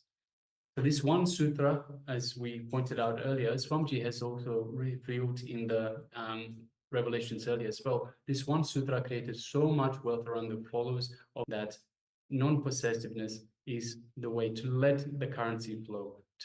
By not having possessiveness of anything allows you to open up to have everything in this cosmos. This is the ultimate technique to create and enjoy wealth. So when you become non-possessive, the capability to enjoy increases. And the power to enjoy, the intensity to enjoy becomes more. So when you possess, then obviously you're putting limitations to yourself. So you'll not be able to enjoy the more. And when you are non-possessive, so much of choice is available to you, so much of freedom is available to you. You have the power to enjoy, you have the intensity to enjoy more and more. You can see in your life, whenever you are enjoying something of which you are really possessive, you will be so much suffocated because of that possessiveness. The fear that it might leave you will never allow you to enjoy it. That is the reality. You can actually just look into your life and remember those things that you are possessing, and you'll feel that how you feel so suffocated, having the fear that it might leave you someday or might end something. So that is the thing with the possessiveness. So only when you are in the non-serious attitude, playful attitude with intensity with which you are enjoying will be so beautiful and amazing. You will create more wealth and you'll live it, you'll experience it.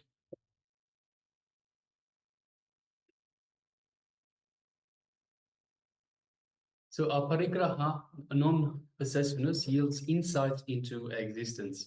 So as of now, you're not able to have the knowledge of your past life because because you are too much caught by the things you are having. You are too much filled with the possessions which you are having. Your inner space has forgotten to move beyond the things which you have in your life. The few things which you do have now, like a few cars, your home, a few relationships, they occupy your inner space so much. You do not have enough space to look further, to look beyond. So Swamiji beautifully tells when people ask him, what's the difference between ourselves and himself? He says that we only have, let's say, 1,000 acres, or we only have 10 acres, of which we have arable land in our inner space. For him, he has 1 million acres. So his inner space is so much bigger that even if it does have the 10 acres, whatever it might be, so it might be in relation to thoughts, even if it does have the 10 acres, it is drowned in that million acres of inner space. So it is so insignificant. But for us, because we have only 10 acres of inner space, when we have 10 acres of these thoughts, these attachments, then it is very much taking our entire inner space. It is ruling our life. So one important thing, whenever you are possessive of something, be very clear, you are binding yourself. You are putting a boundary for yourself. You're not allowing further expansion. So think of it in terms of, okay, you have attachment to one thing. You can only enjoy that one thing. But more than that, you are creating that suffering because, as we just mentioned, you're always thinking, what if it goes away? What if I lose it? So you always have this idea that I might lose it. Because of that, it's actually creating more suffering than it does a potential enjoyment, potential benefits. But if you don't have this attachment, so you remove this attachment, straight away the thought about losing it will go away. So there's no negative side. And you open yourself up to enjoy so many other things. So instead of just being attached to this one thing, whatever it might be, you can enjoy so many different things that are out there. So straight away, your enjoyment goes up, shoots up exponentially. So that is a very big difference that we need to recognize. We are curtailing the possibility for growth by having these attachments. So let's understand that aparigraha yields insights into existence. Whether it is ahimsa, as we discussed, as we revealed, previously Swamiji revealed on ahimsa, which is non-violence, and aparigraha, which is non-possessiveness. They are very closely related. When you become non-violent, means ahimsa, you are in ahimsa, you will not possess people. You start to possess people only when you are violent. If you possess somebody, you will be violent towards that person. Sanjay is very clear, says the moment you possess, that is violence towards that person. Be very clear. Any possessiveness is violence, because the moment you possess, you reduce that person from energy to matter. And the moment that you reduces that energy, that being from energy to matter, you suffocate, you possess that. Only matter can be possessed. Only you can possess chairs, you can possess tables, you can possess any items.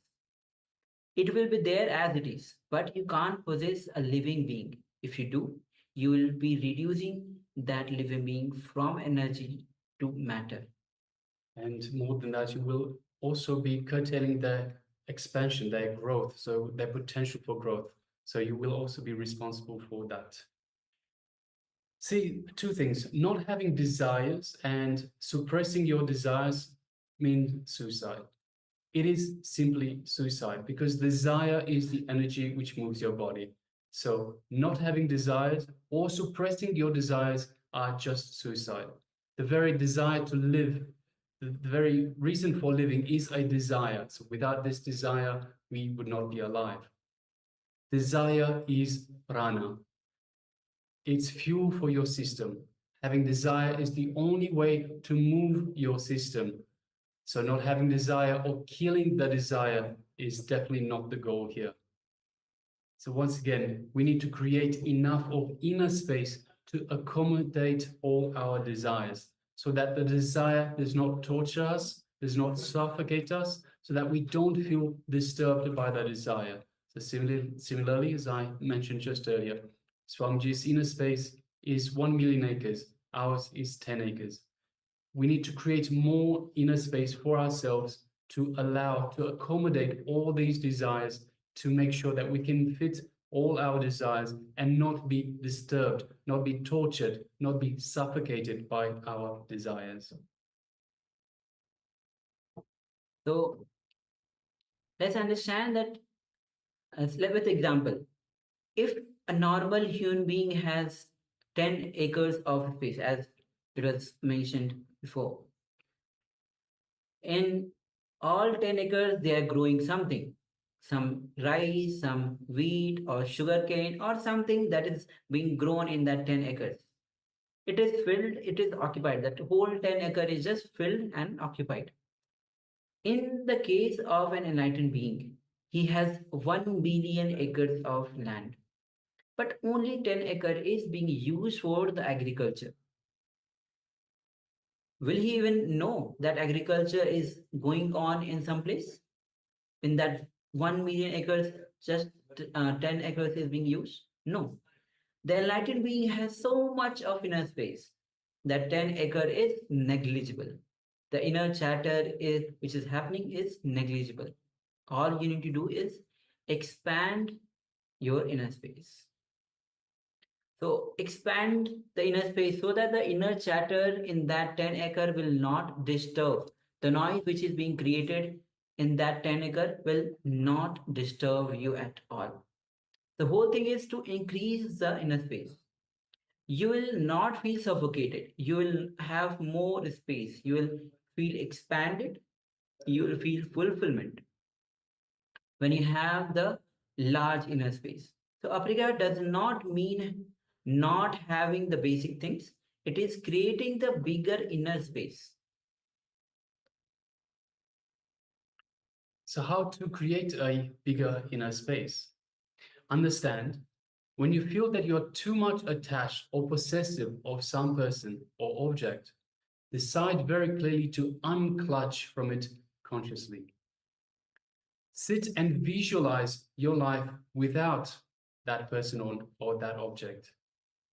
If you feel you can do without it, relax. There's nothing to worry about. But if you feel the suffering, oh God, I can't do without him, or I can't do without her, or I can't do without that object, then you need to sit and meditate on your life without that person, without that object. Suddenly you will see that suffering itself is so powerful, the pain is so powerful, it will simply teach you. It will purify you.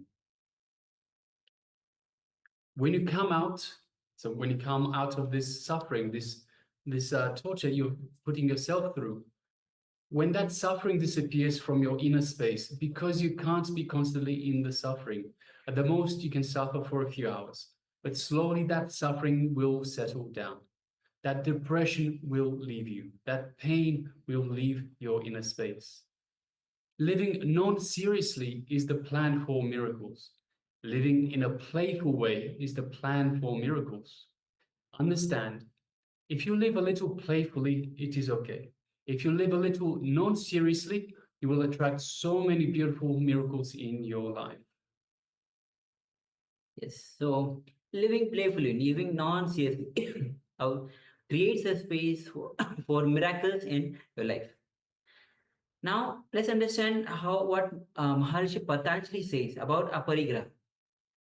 Maharishi Patanjali says, aparigraha is the way to achieve the memories of past life and to know about your decisions, like why you took the birth and what for you came down.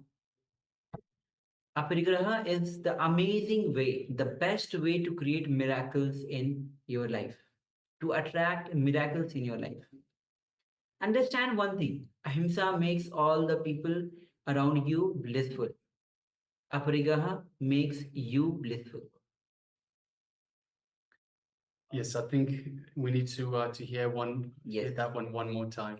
So, ahimsa makes all the people around you blissful, but aparigraha makes you blissful. Yes. So please make sure you cognize this. Ahimsa makes everyone around you blissful. Aparigraha makes you blissful. It's a very important cognition. Whenever you are alone, just sit for half an hour and visualize your life without the objects and the people around you which you are possessive. If you are possessive of some person or some object, just remove that from your life and sit.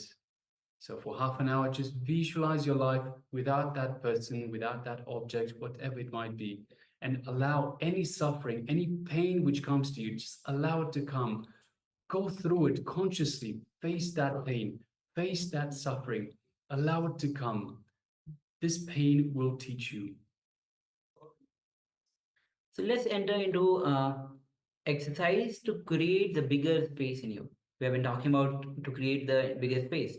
So let's enter into the internalization exercise to create the bigger space, in bigger inner space.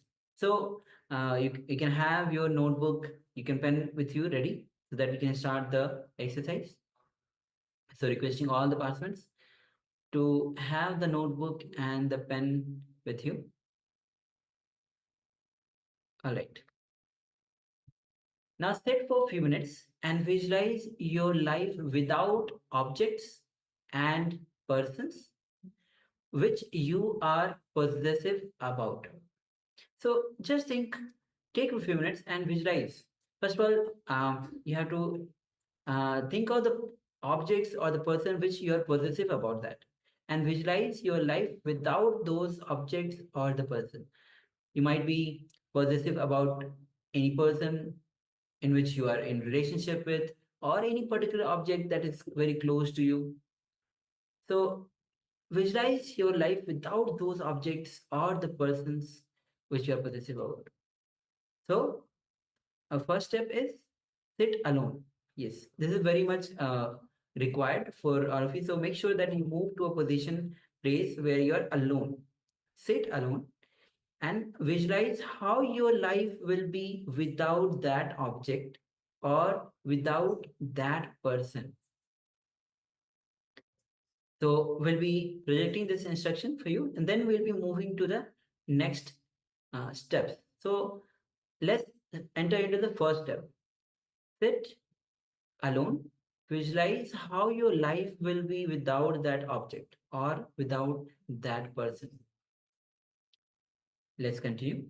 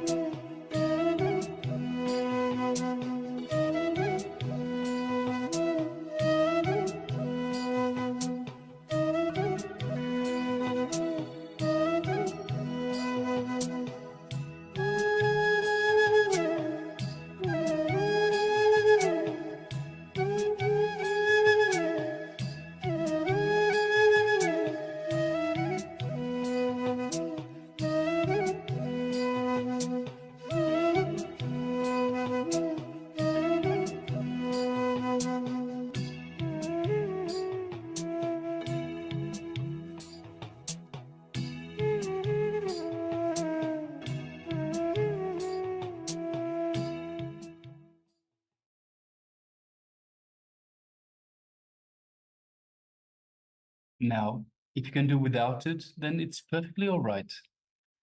So without the object or person in your life. However, if you find you have a little suffering, create that pain and allow that suffering to happen. Suddenly you will see that that suffering itself is so powerful. The pain is so powerful that it will teach you, it will purify you. So continue meditating on your life without that person or object, and let that pain, that suffering arise in your inner space. And just wait till it disappears. Be silent, have patience, and wait till it disappears. Let us continue.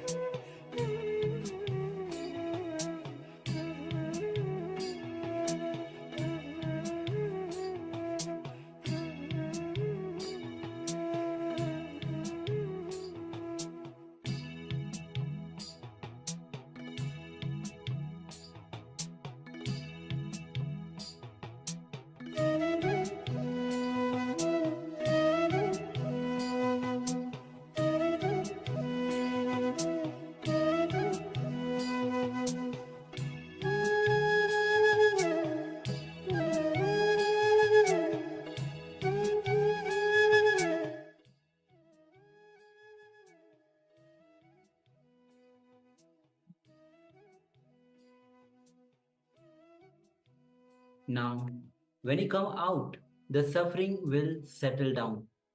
The depression will leave you, and that pain will leave your inner space. When that pain and suffering leaves your inner system, you would have matured, because pain and suffering teaches you. It is a powerful master. It is a powerful teacher. No other master or teacher can teach you like pain or suffering can teach you. You can use that pain to learn, use the suffering to grow, use even failures to mature yourself.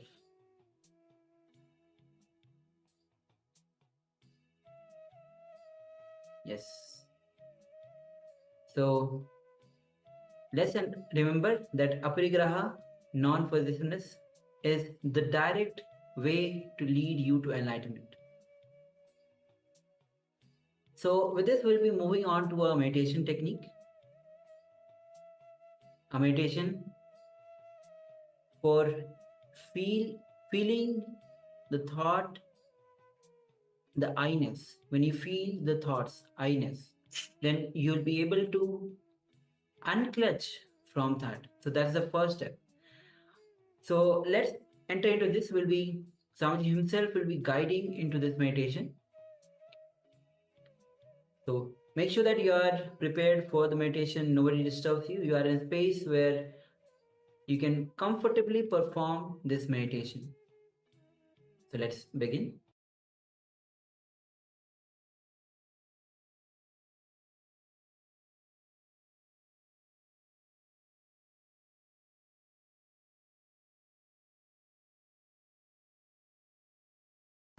Feel my thought, I-ness, internal organs, me. Sit and feel. When thought raise, when some thoughts are coming up, which internal organ feels that thought? Sometime when the thoughts related to love or beloved comes, you will feel that this area. When a deep worry comes, you will feel the navel, this area. When shaking fear, when the fear happens to you, you will feel the Swadhisthana chakra, hara area. When the fantasies are awakened, you will feel the Muladhara area. With different emotions, you will feel different internal organs. Mahadeva is saying, just feel, that's enough. You have an automatic biointelligence which will automatically heal the pain the moment you feel the pain. For example, you have some worry and you feel that worry is starting from the navel and there is a irritation and pain. You don't have to do anything, just feel that pain. Suddenly you will see body heals the pain and drops that worrying thoughts. Body, if it is allowed to heal itself, it will not only heal the symptom, it will heal the root also. Disease itself, only when you are not allowing the natural healing process, when you don't have patience, time or trust over your body does not heal, and all the things you try to do heals only symptoms. Here, Mahadeva says, allow the body to heal itself by feeling, not doing anything else. You will suddenly see, not only it heals the symptoms, it heals the disease itself. Whenever thought rises, just see which part you are feeling that some movement, which part is first getting the impact of the thought, which part is feeling the thought happening. See that? Then you will see suddenly, automatically the healing starts happening in that part. Feel, understand, don't think, feel. My thought, I-ness, internal organs and me. And another one beautiful thing in the sutra, Mahadeva says, when you start feeling the thoughts, the organ, physical organ which is touched or which feels the thought, and allow that body to heal itself, he says, in that healing energy, you will feel my very self. He says, you will feel Mahadeva. If you are able to heal yourself, understand you already had a glimpse of Mahadeva in you.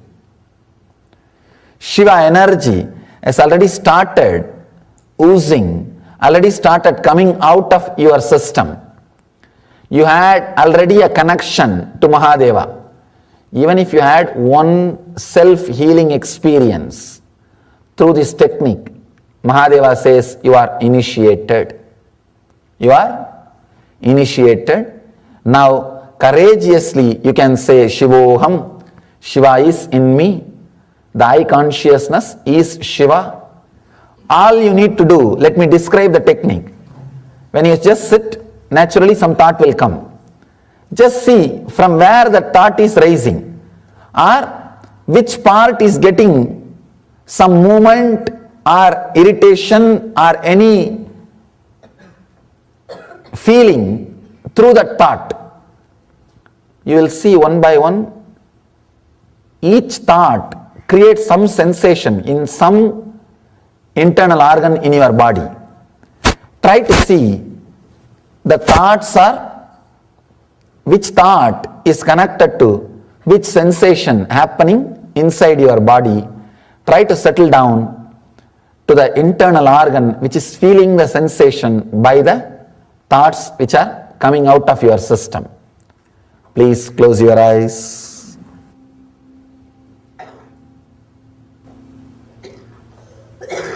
Just see from where thoughts are rising and where you are feeling the sensation because of the thoughts.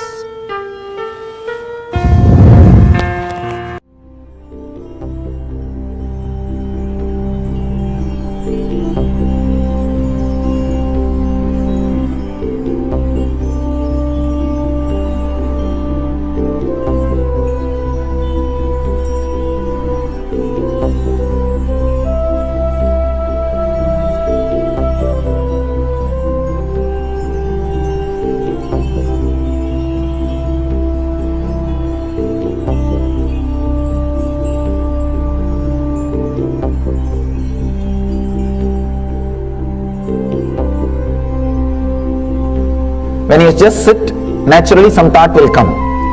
Just see from where the thought is rising or which part is getting some movement or irritation or any feeling through that thought. You will see one by one, each thought creates some sensation in some internal organ in your body. Try to see the thoughts are, which thought is connected to which sensation happening inside your body. Try to settle down to the internal organ which is feeling the sensation by the thoughts which are coming out of your system.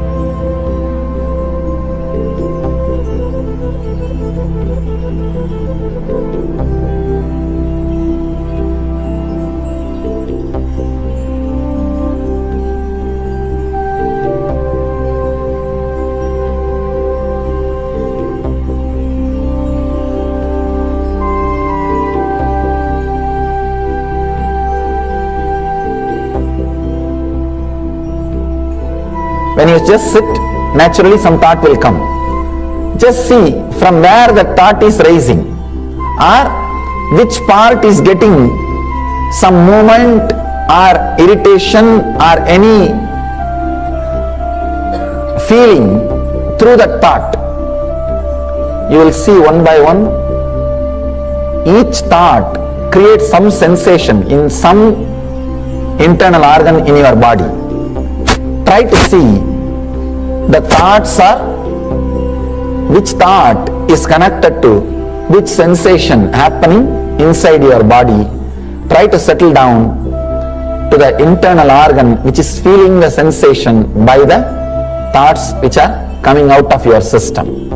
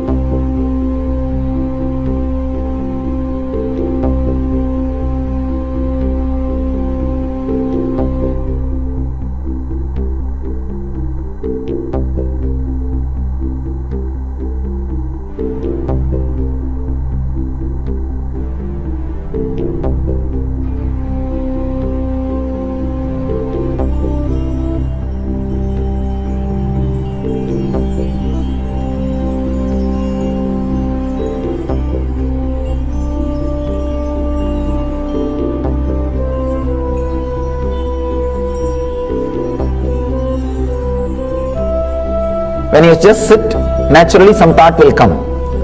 Just see from where the thought is rising, or which part is getting some movement or irritation or any feeling through that thought. You will see one by one, each thought creates some sensation in some internal organ in your body. Try to see the thoughts are, which thought is connected to which sensation happening inside your body. Try to settle down to the internal organ which is feeling the sensation by the thoughts which are coming out of your system.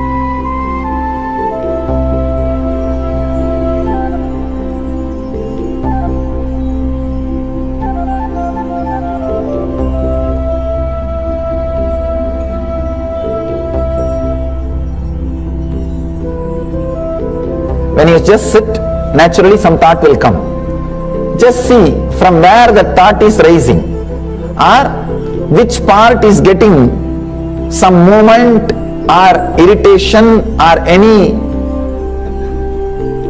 feeling through that thought, you will see one by one, each thought creates some sensation in some internal organ in your body. Try to see the thoughts are, which thought is connected to which sensation happening inside your body. Try to settle down to the internal organ which is feeling the sensation by the thoughts which are coming out of your system.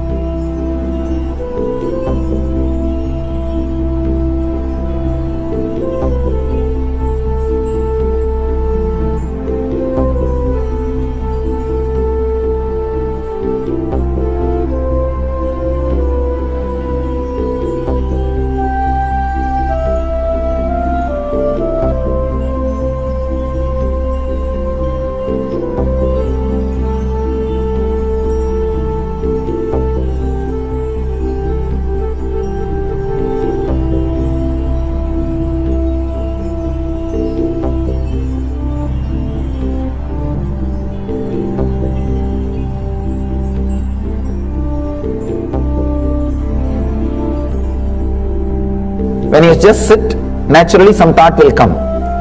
Just see from where the thought is rising, or which part is getting some movement or irritation or any feeling through that thought.